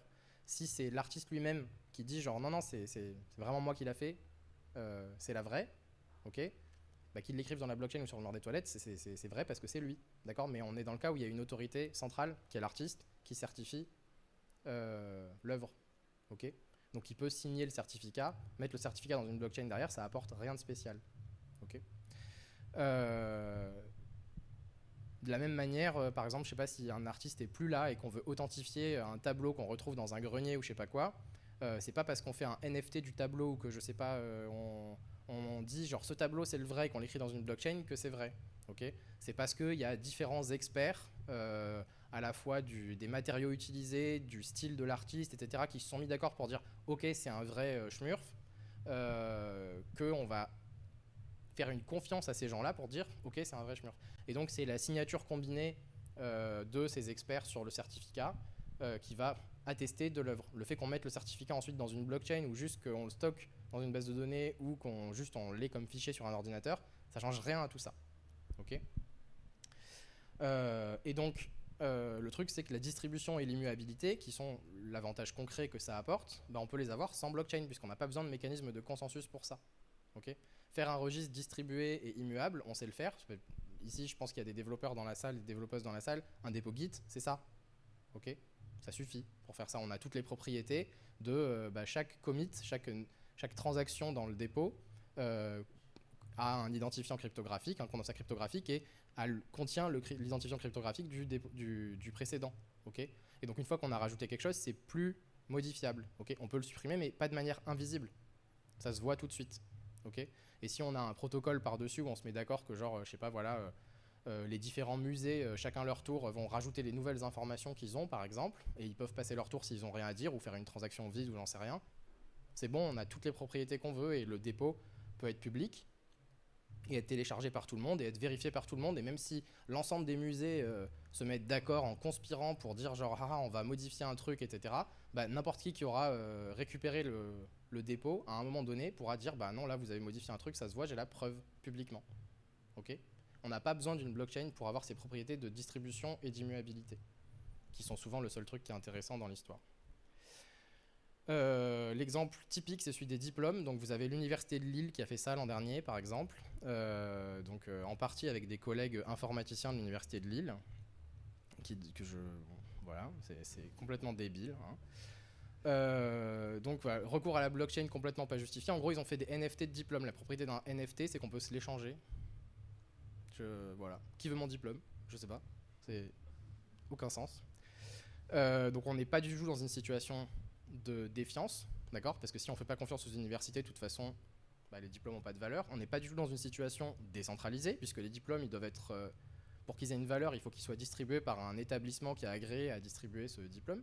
Okay, ça n'a juste aucun sens de mettre des diplômes dans une blockchain. On a réussi à avoir des aveux, au final, grâce à un article dans Next Impact où le gars qui s'est occupé de ça à l'université de Lille et moi, ça m'a interviewé par le journaliste, puis ensuite il y a eu une discussion dans les commentaires. Dans la deuxième page de commentaires, le gars de l'université de Lille avoue que en fait, c'était une façon d'avoir de l'argent pour numériser les diplômes, voilà, et traduire en anglais les trucs et tout ça. Comme ils ont parlé de blockchain, ils ont eu les financements. Bon. Et le recours à une blockchain est particulièrement inefficace. Ça, je vous apprends rien, je pense. C'est évidemment inenvisageable de se dire, genre, je vais vérifier dans une blockchain si quelqu'un a bien un diplôme, d'accord, puisqu'évidemment un diplôme ça a aussi la propriété de pouvoir être révoqué si on s'est aperçu d'un plagiat, etc. Et on ne va pas, pour vérifier chaque personne, retélécharger et reparcourir toute la blockchain. Donc de toute façon, ce qu'on va utiliser en vrai, c'est la liste des diplômes à jour sur une base de données centralisée, parce que les entreprises ne vont pas avoir la liste de tous les diplômés tout le temps, partout. Donc elles vont appeler l'université et dire est-ce que cette personne a bien toujours son diplôme? Voilà. Donc ça sert à rien, quoi. Une alternative, si on voulait vraiment mettre ça en place, en fait, vous le faites tous les jours à chaque fois que vous chargez un site en HTTPS, par exemple, c'est une infrastructure de clés publiques et des certificats type X509, mais on peut inventer un truc spécifique pour les diplômes, ça fait plaisir à des gens et que ça leur donne du travail, hein, mais vraiment, on a des certificats racines qui seraient, je sais pas, ceux des États, par exemple, des autorités de certification qui sont les universités et des certificats qui sont les diplômes. Pour ceux à qui ça parle, le fonctionnement des certificats SSL, TLS, HTTPS, là, c'est tout pareil. Okay, ça marcherait très très bien de faire comme ça. Voilà, donc ça c'est pareil, hein, c'est des trucs qui datent des années 80, fin des années 80, on savait déjà faire ça parfaitement. Voilà. Et on pourrait gérer genre tous les diplômes de France sur un petit ordinateur, ça ne poserait aucun problème. Okay, sachant que des diplômes, on en écrit genre une fois en juin, une fois en septembre, et que le reste du temps c'est en lecture et qu'on les lit pas tous souvent. Voilà. C'est pas très difficile. L'autre utilisation proposée régulièrement des blockchains, c'est la traçabilité. Par exemple, je sais pas si c'est encore le cas, mais il y a un moment, si vous achetiez une boîte d'œufs Carrefour, il y avait un QR code pour aller vérifier la traçabilité des œufs dans la blockchain. Voilà, donc la blockchain, on ne sait pas trop laquelle, hein, mais la blockchain, quoi. Voilà. Le truc, c'est qu'en fait, encore une fois, ce que vous écrivez dans la blockchain, c'est pas vrai parce que vous l'avez écrit, sauf dans le cas spécifique des cryptoactifs, où l'écriture est performative. Okay, et donc, en fait, quand quelqu'un écrit dans la blockchain, oui, ce conteneur est bien passé par mon port, ou oui, ces œufs viennent bien de telle ferme, bah, il faut faire confiance à ce quelqu'un pour faire confiance à ce qui est écrit. Et donc qu'il écrive dans une blockchain ou pas, ça change rien. On n'a pas besoin de cette technologie pour faire ça. Juste on en a besoin pour le buzzword. Mais on n'a pas besoin d'une blockchain pour faire de la traçabilité, ça ne permet pas de faire ça. La traçabilité, le principe c'est qu'il y a des points de passage et que ces points de passage, on doit leur faire confiance au moment où ils déclarent quelque chose. Ce qu'on peut vouloir, c'est qu'ils ne puissent pas revenir en arrière, qu'ils ne puissent pas modifier les choses. Mais encore une fois, ça c'est distribution et immuabilité, on peut le faire sans blockchain. Ok, voilà. Donc voilà, typiquement vous pouvez faire ça avec Git, c'était l'alternative que je propose pour ça. Ensuite on a toute la galaxie de blockchain de consortium et de blockchain privée, donc là évidemment ça ne fait aucun sens puisqu'en fait on connaît les acteurs, okay, donc il y a des solutions très simples pour faire ça. On n'est pas dans une situation décentralisée, on n'est pas dans une situation de défiance généralisée, donc dans les meilleurs cas, en fait c'est pas des blockchains, ils appellent ça une blockchain parce que ça ressemble de loin, mais il n'y a pas de mécanisme de consensus du tout. Par exemple, si vous allez sur leregistre.fr, là, ils sont en train de mettre en place le truc d'une blockchain notariale. En fait, c'est juste une dématérialisation et la mise en œuvre d'un registre effectivement distribué et immuable qu'ils ont redéveloppé. Ils n'ont pas juste pris Git, ok, c'est bon, tant pis pour eux. Mais il n'y a pas de mécanisme de consensus. Il y a chaque année à l'association des notaires, ils votent, je sais pas, à main levée ou je sais pas comment, et ils choisissent quel notaire a le droit d'avoir un nœud, ce qui s'appelle un nœud chez lui. En fait, c'est juste un des ordinateurs qui va enregistrer les transactions et les partager avec les autres. Il n'y a pas du tout de minage, il n'y a pas du tout de tout ça. Okay, c'est juste la mise en œuvre d'un registre distribué, immuable, qui permet d'enregistrer les transactions. Mais évidemment que ça ne permet pas de se passer des notaires, parce qu'en fait, les notaires, ce qu'ils font, c'est qu'ils notarisent des contrats. Et en fait, un contrat, sauf dans la tête d'un libertarien qui a envie d'inventer Bitcoin et qui ne comprend pas comment les choses marchent, un contrat, ce n'est pas entre deux personnes. Ça n'existe pas, ça. Un contrat, c'est toujours entre deux personnes et un tiers qui permet de rendre vrai le contrat. Parce que en général, les contrats, ce n'est pas de l'écriture performative. Okay, donc, si vous signez un contrat, pour que ce contrat ait une valeur, il faut pouvoir l'enforcer, il faut pouvoir se retourner vers, je sais pas, la justice ou un truc comme ça. Les notaires, ils représentent le pouvoir public et ils permettent de dire effectivement, je donne une valeur à ce contrat parce que maintenant, il est enregistré quelque part, qui sert de source de vérité parce qu'une institution centralisée vers laquelle vous pouvez vous retourner l'a décidé. Okay, et du coup, bah effectivement, si une des deux parties ne respecte pas sa part du contrat, vous pouvez vous retourner contre elle. S'il n'y a pas l'institution centralisée, s'il n'y a pas le notaire qui vient la représenter, bah, il n'y a pas de contrat. Okay, on ne peut pas désintermédier les choses comme ça juste en écrivant quelque chose quelque part. Ça n'existe pas, ça. Okay. Et donc, on arrive au NFT. J'ai mis NFT caca dans le titre, parce que, voilà, je sais pas, j'avais envie. Donc, un NFT, c'est un jeton non fongible, d'accord ? Donc, c'est fondamentalement, si vous avez compris ce que c'était une crypto-monnaie tout à l'heure, il faut se dire qu'un NFT, c'est pas exactement ça techniquement, mais ça marche exactement pareil. Si vous comprenez ça, vous avez compris ce que c'est. C'est comme une crypto-monnaie, d'accord ? Mais qui a que un seul jeton qui n'est pas divisible. C'est-à-dire que c'est une crypto-monnaie où il y a, à la place d'avoir un montant, vous avez une information, ok ? Et vous pouvez la mettre en sortie de vous pouvez la mettre en entrée de transaction et la donner à quelqu'un d'autre, du coup, mais vous pouvez pas diviser, vous pouvez pas mettre plusieurs sorties de transaction, etc. parce que c'est pas un nombre, vous pouvez pas en prendre une partie le mettre là, une partie le mettre là. Okay, c'est en ça qu'il est non fongible, c'est ça que ça veut dire. C'est pas une question de champignon. Donc l'idée c'est que c'est censé servir de preuve de propriété sur un objet numérique ou physique. Bon, on vient d'établir que ça pouvait pas marcher. Okay, que l'objet soit numérique ou physique, comme il n'existe pas dans cette blockchain intrinsèquement, on ne peut pas garantir quoi que ce soit dessus juste en écrivant quelque chose dans la blockchain. Okay. Ce qu'on peut garantir, c'est la transmission au sein de cette blockchain de l'actif numérique qui est le NFT lui-même, mais pas l'objet sur lequel il pointe, que cet objet soit numérique ou physique ou autre chose. Okay. Donc finalement, un NFT, c'est juste un objet numérique dont la rareté artificielle permet la spéculation. Et la différence avec les crypto-monnaies, c'est que chacun suit son cours, plutôt qu'une crypto-monnaie, ça marche comme je sais pas, des actions à la bourse, quoi. Si vous achetez un bitcoin 3 €, ben maintenant les bitcoins valent 3 €. Et si quelqu'un maintenant les achète 5 €, en achetant un 5 €, ben maintenant ils valent tous 5 €. Ben, les NFT, ça fait pas ça, chacun suit son cours. Okay, c'est comme si chacun était une crypto-monnaie individuelle, mais avec qu'un seul token, un seul jeton, et qu'on ne peut pas séparer. On ne peut pas dire genre je te rends de la monnaie, etc. Quand on le transmet en entier, point. Okay, c'est ça un NFT. Et donc ça souffre de tout ce dont on a parlé depuis le début. Ça ne permet absolument pas de faire ce que ça prétend faire, c'est-à-dire être un titre de propriété de quoi que ce soit. Okay. Par ailleurs, il y a eu une étude de Catherine Flick, qui est une chercheuse en éthique, qui a un papier là qui est assez intéressant, où elle prend plusieurs cadres éthiques, philosophiques, etc. Et elle étudie à la fois le concept, l'implémentation, la mise en œuvre et l'utilisation des NFT. Et elle cherche, est-ce que c'est possible de faire ça éthiquement ? Et elle conclut que non, il n'y a aucun cadre éthique reconnu par des normes, par des associations scientifiques ou je sais pas quoi, qui peut conclure à une utilisation ou une implémentation éthique du concept de NFT. Voilà.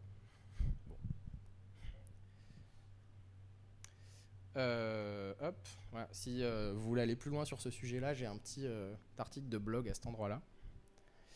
Le vote électronique, on y vient. Donc là, c'est pas un caca, c'est carrément un clown. Okay. C'est un autre usage régulièrement proposé des blockchains. Donc, ça permettrait de sécuriser le vote. Donc, ça a été très bien dit tout à l'heure. Sécuriser quoi ? C'est jamais clair. Okay. À chaque fois qu'il est question de vote électronique avec des blockchains, il n'y a pas de cahier des charges associé. Le fait est qu'une blockchain, techniquement, ça sert à rien pour un système de vote. Ça sert à rien quasiment tout court, mais pour un système de vote en particulier. Okay. Et cette idée-là, pour le coup, elle n'est pas seulement stupide, elle est aussi dangereuse parce qu'elle produit une illusion de sécurité avec le discours ambiant sur les blockchains, etc. Ça rend complètement incompréhensible le processus démocratique. Okay. Le vote dans l'urne, avec l'urne transparente et l'isoloir, tout le monde comprend. Tout le monde est capable de compter, tout le monde est capable de participer. C'est pas dur, c'est démocratique. Okay. Voilà. Hein ? C'est pas toujours possible, et on a vu que quand on a un cahier des charges précis, il y a souvent des solutions qui existent. Il n'y en a aucune d'elles qui utilise des blockchains. Oh ouais.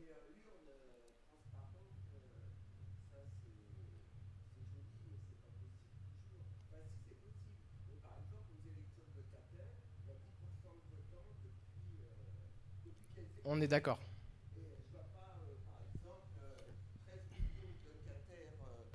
D'un bailleur social qui vont aller voter dans une urne électronique, dans une urne transparente, oui, où on voit son... Enfin, je veux dire, c'est et donc, soit on reste jusqu'à 1 milliard d'années à 10% de votants, soit on pense à d'autres solutions. C'est ça qui est intéressant, quoi. Non, mais oui, on est d'accord. Mais c'est juste que ces autres solutions, c'est pas des blockchains.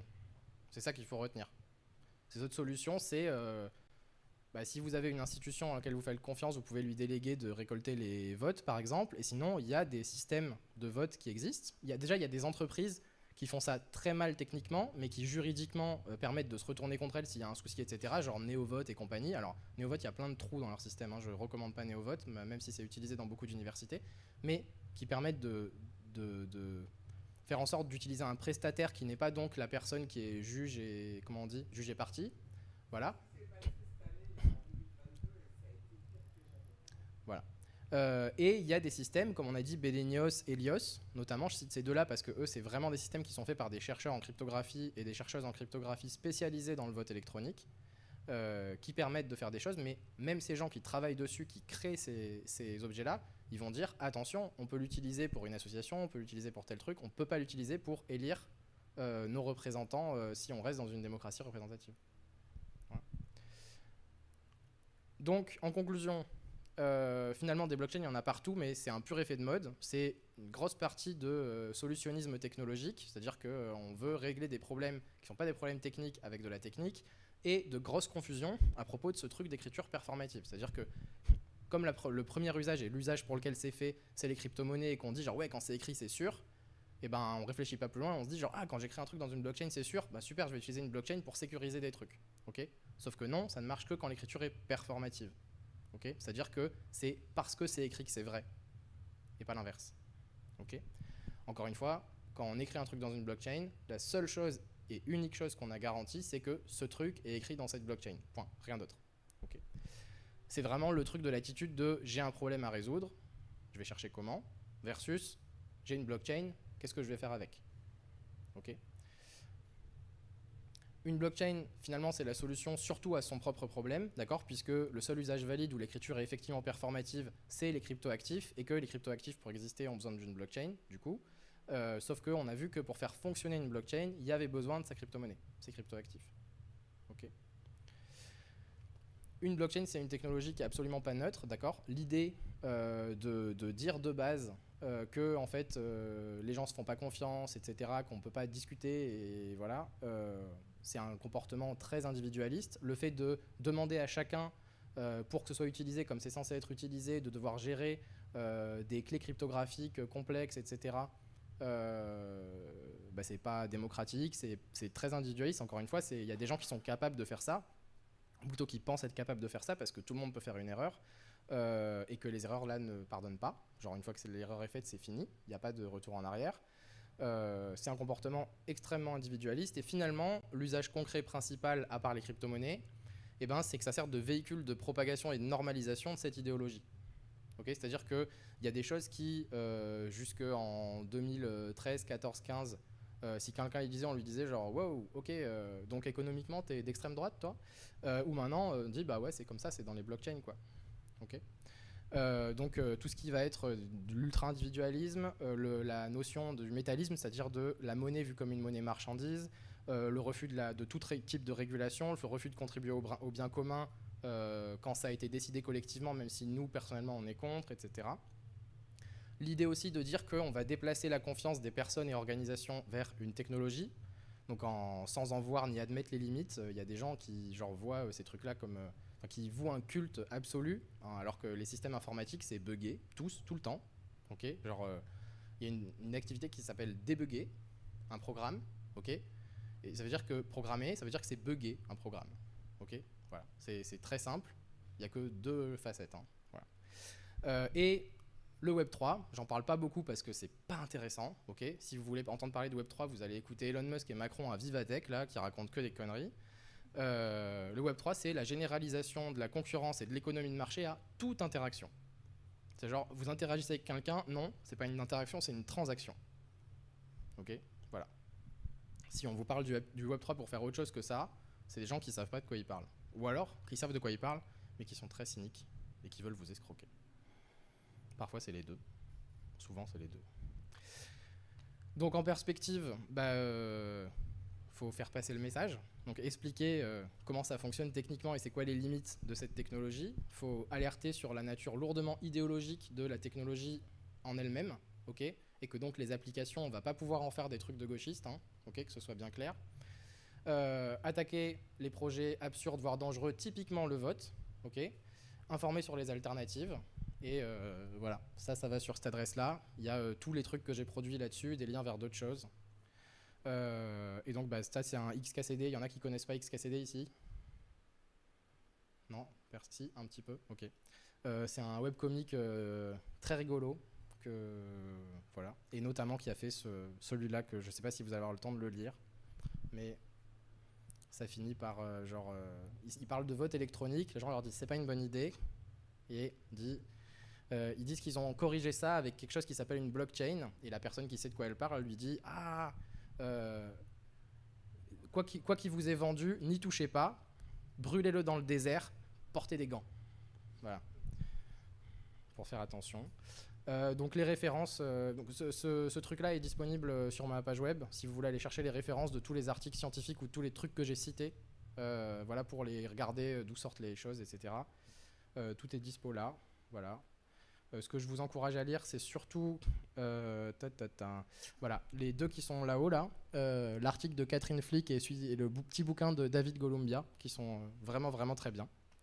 Et maintenant, si vous avez des questions, il nous reste un petit quart d'heure, et ensuite, il ne faut pas trop traîner parce que le RERC, il s'arrête à 21h30. Voilà. Merci. Questions ? Vous avez posé toutes vos questions pendant ? Non, là. À propos de l'affirmation faite plusieurs fois qu'il n'y a qu'une seule application possible qui est la crypto-monnaie, parce que c'est la seule qui soit interne à la chaîne, donc il n'y a pas besoin d'interaction avec le monde extérieur, et d'autres actifs virtuels, les noms de domaine par exemple, avec des trucs comme ENS. Qui ont en commun de ne pas avoir d'interaction avec le monde extérieur, donc de ne pas poser de problème de validation externe. Le truc en fait c'est qu'il y a un moment donné où soit tu vas demander à tout le monde de avoir sa copie complète de tous les noms de domaine, donc en fait on revient sur le fichier ETC host, c'est juste que c'est une blockchain, soit tu as des intermédiaires comme ça va se passer en vrai, et du coup en fait c'est juste que tu décides que ces intermédiaires ils vont utiliser ça comme base de données. La question n'était pas d'analyser ça et de voir si c'est une bonne idée ou pas. Ce que je critiquais, c'était l'affirmation qui a été répétée plusieurs fois qu'il n'y avait qu'une seule application possible, les crypto-monnaies. D'accord. Ça, c'est clairement faux. Alors je vais corriger. Effectivement, tu peux faire plein de choses avec une blockchain, y compris réimplémenter une base de données, un système de fichiers, tout ça. D'application justifiée au sens où ça lève un verrou technologique. D'accord ? À quoi sert une blockchain, c'est-à-dire quelles sont les applications où on ne sait pas faire mieux, plus efficace, moins coûteux, plus rapide, sans blockchain. C'est ça que je veux dire quand je dis il n'y a qu'une application. C'est en fait, dans les contextes où on l'utilise, où on fait l'application en vrai, dans le contexte social, politique où ça existe, qu'est-ce que vient apporter la blockchain ? Si ce n'est pas le cas des actifs purement spéculatifs numériques, souvent c'est rien, parce qu'en fait on sait faire autrement, de manière plus efficace, moins coûteuse, etc. Et effectivement, on perd des propriétés de, par exemple, mais il faut faire confiance à quelqu'un, il y a un tiers de confiance, etc. Mais j'ai jamais entendu parler d'une application où en fait ces tiers de confiance n'étaient pas là naturellement. Par exemple, les trucs des notaires, par exemple, le truc des diplômes, par exemple, ces choses-là, en fait. Justement, on les a cités, la monnaie, les noms de domaine, tous les trucs qui reposent justement, qui sont pas liés à un truc du monde physique. Il y a un moment donné où, sans être lié à un truc du monde physique, il suffit que, même si ça reste dans le monde numérique, il suffit que ce soit hors de la blockchain. À un moment donné, c'est comme je disais, tu vois, si ton système de nom de domaine, tu dis effectivement, en fait, tout le monde participe à ça, tout le monde est capable, n'importe qui veut un nom de domaine peut participer à ce truc-là, etc. Et il n'y a pas de tiers, il n'y a personne d'autre qui est utilisé. C'est-à-dire qu'il n'y a plus de résolveur de nom de domaine et tout le monde a une copie de la blockchain et va chercher là-dedans les informations. Je suis d'accord que ça marche. Mais sinon, si tu fais pas comme ça, en fait, tu te retrouves dans une situation où il y a des tiers à qui tu vas demander de résoudre les noms de domaine qui vont aller chercher l'information là-dedans. Et donc, tu leur fais confiance à eux. Et donc, autant utiliser cette confiance pour bootstrapper un système où tu n'as pas besoin de recourir à cette technologie qui est plus coûteuse, puisque de toute façon, tu ne vas pas aller parcourir toute ta blockchain pour résoudre ton nom de domaine. Tu vas avoir la base de données efficace qui associe le nom de domaine à l'adresse IP. Et donc, de toute façon, ça va exister. Donc, je suis d'accord que c'est une utilisation techniquement possible. Ce que je dis, c'est que c'est pas souhaitable de le faire comme ça. Mais effectivement, une blockchain, c'est une structure de données. Tu peux utiliser n'importe quelle structure de données pour faire plein de choses différentes. Parce que là, je Mais crois qu'on a il y a des questions de complexité, il y a des questions de choses comme ça. Oui, je crois que là, on a un désaccord fondamental là-dessus, de dire que parce que c'est pas complètement chacun sur son île déserte avec sa bite et son couteau, c'est pas bien. Je dis pas que c'est pas bien, je dis que ça justifie pas le l'argument recours à une de dire, il y a des gens, par exemple, c'est un fait qu'une grande partie des gens qui ont des bitcoins les ont sur une place de marché, comme Kraken ou Coinbase, ça c'est un fait, il n'y a pas de discussion là-dessus. Là où il y a une discussion, c'est cette affirmation qui est très courante chez les anti-bitcoin, qui est de dire ça prouve que leur système est nul parce qu'ils n'ont pas tous leur ordinateur avec leur copie de la chaîne. C'est pas ça qui prouve que le système est nul. L'intérêt de ce système avec ces intermédiaires, c'est la possibilité de choix. C'est-à-dire qu'on n'a pas le choix de sa banque centrale, mais on a le choix dans un système idéal, et effectivement, c'est très loin de correspondre à l'idéal, mais dans le système idéal tel qu'il était prévu, l'idée n'était pas qu'il n'y aurait jamais d'intermédiaires, c'est qu'on pourrait les choisir. C'est ça l'énorme différence. Mais sauf que c'est pas vrai, d'une part, parce qu'en fait, une fois que tu dis, ma monnaie, c'est Bitcoin, par exemple, ce qui joue le rôle de ta banque centrale, c'est pas du tout les plateformes d'échange, c'est le protocole de Bitcoin qui décide en fait complètement de la politique monétaire qui est forgée dans le marbre et qu'on peut plus changer. Donc ça, c'est une première chose. Par ailleurs, le rôle des banques centrales est très largement incompris et mal compris par les gens qui parlent en général de crypto-monnaie. Mais ce que je veux dire, c'est que je suis absolument pas en train de dire que à partir du moment où il y a une forme de centralisation ou de fédération, c'est pas bien. Moi, je suis absolument pas individualiste. Je pense pas que chacun devrait héberger ses trucs chez lui et être complètement responsable de sa sécurité, etc.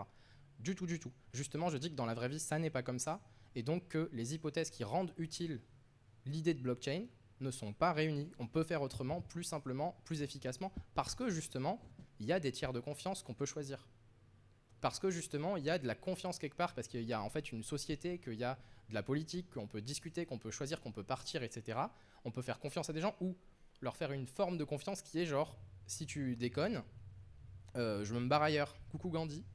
On peut faire ça, en fait. Et donc, pour ça, parce qu'il y a ces choses-là, en fait, parce qu'il y a une forme de confiance qui existe, on casse les hypothèses qui rendent utile le recours à une blockchain en premier lieu. Parce que la blockchain, ce qu'elle résout comme problème, c'est une situation où on est dans une situation de défiance absolument généralisée. On fait confiance à personne. Il y a effectivement certains libertariens qui disent ça, mais ça n'est pas vrai, puisque justement, on fait confiance à l'état de gens, mais ceux qu'on choisit. Et l'ignorance vis-à-vis du fonctionnement des banques centrales, elle est largement partagée. Parce que, par exemple, il y a un argument que j'ai très souvent entendu chez les anti-Bitcoin, on va dire à gauche, en gros, ceux qui disent que je suis d'extrême droite parce que j'ai des bitcoins, l'argument très souvent entendu, c'est de dire les banques centrales, au moins, c'est de la politique, c'est démocratique, c'est décidé indirectement par les citoyens.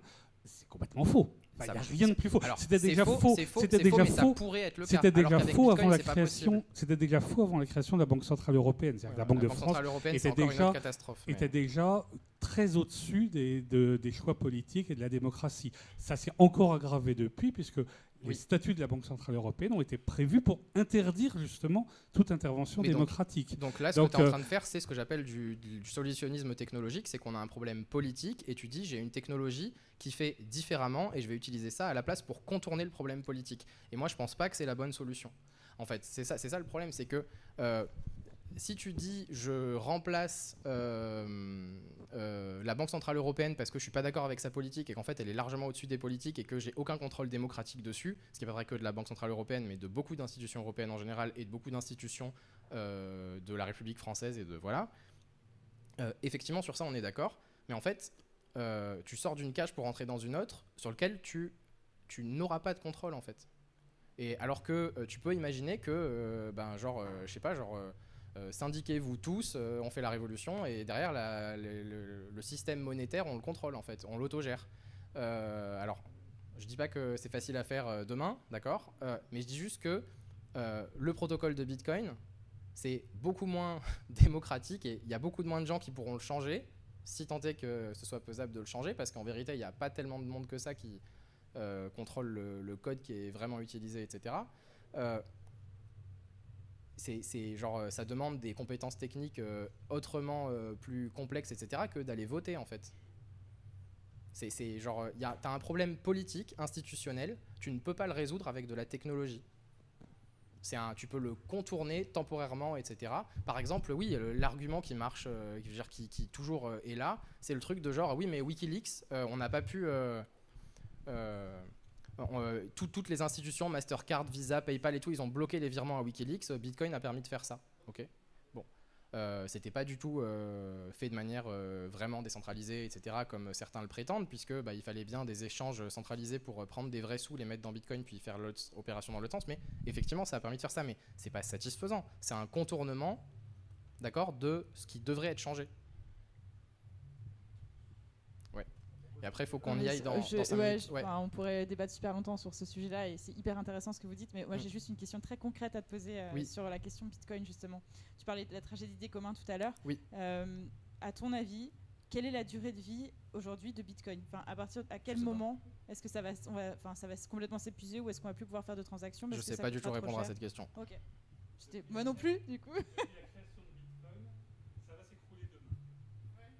Depuis 15 ans, ça va s'écrouler demain. Bah, je pense que les gens qui disent ça va s'écrouler demain, ils racontent n'importe quoi. Les gens qui pensent que c'est là pour toujours, ils racontent forcément n'importe quoi. Mais par contre, en fait, ce que tu veux savoir, c'est genre je veux en acheter maintenant, mais quand il faut que je les vende avant que ça disparaisse?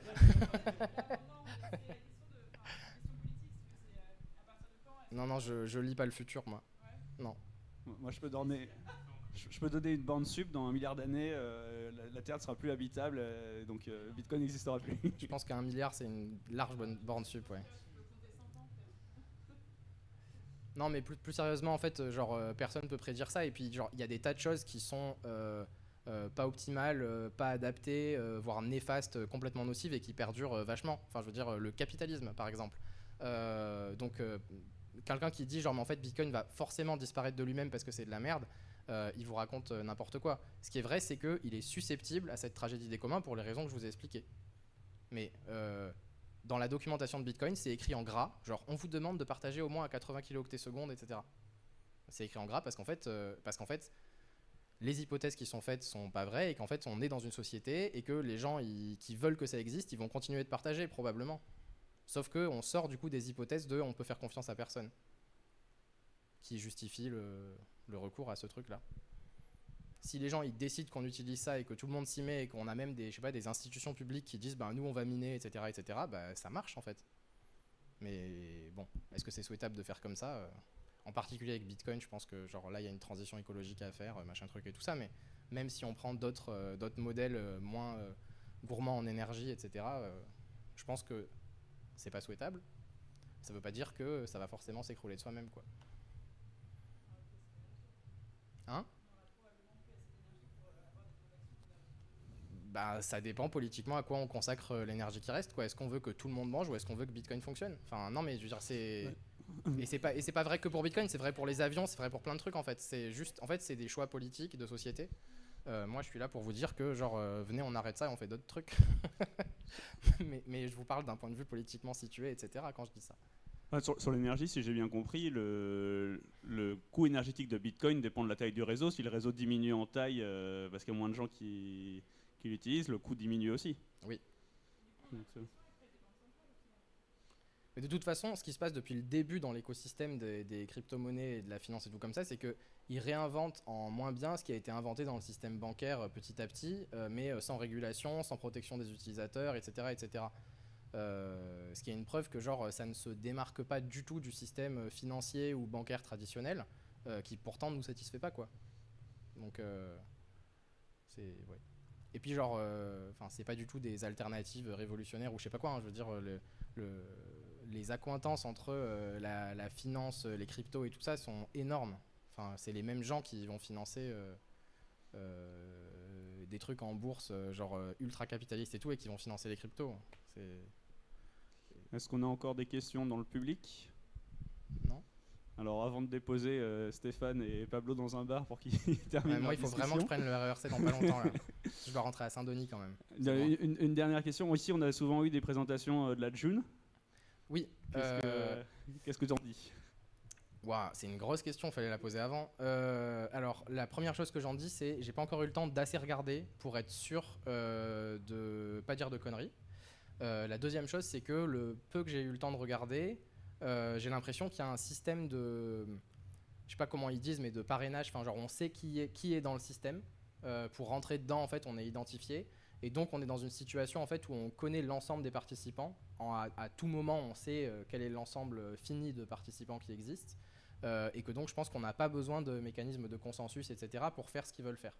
Que juste si on se met d'accord sur un protocole et que les gens l'exécutent, il n'y a pas besoin de... Donc en fait, je pense que la June, c'est faisable techniquement avec juste le système de registre distribué, immuable, etc. Sans nécessairement un mécanisme de consensus type preuve de travail, etc. Juste avec des règles à respecter pour que le protocole soit joué comme il faut.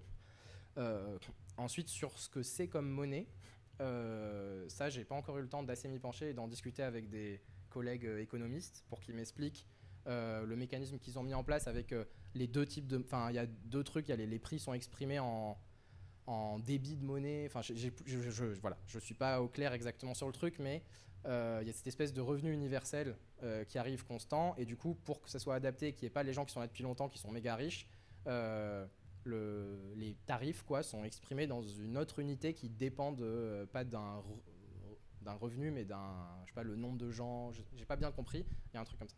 Ça, je suis pas capable de comprendre ce que ça veut dire et à quoi ça correspond économiquement et monétairement.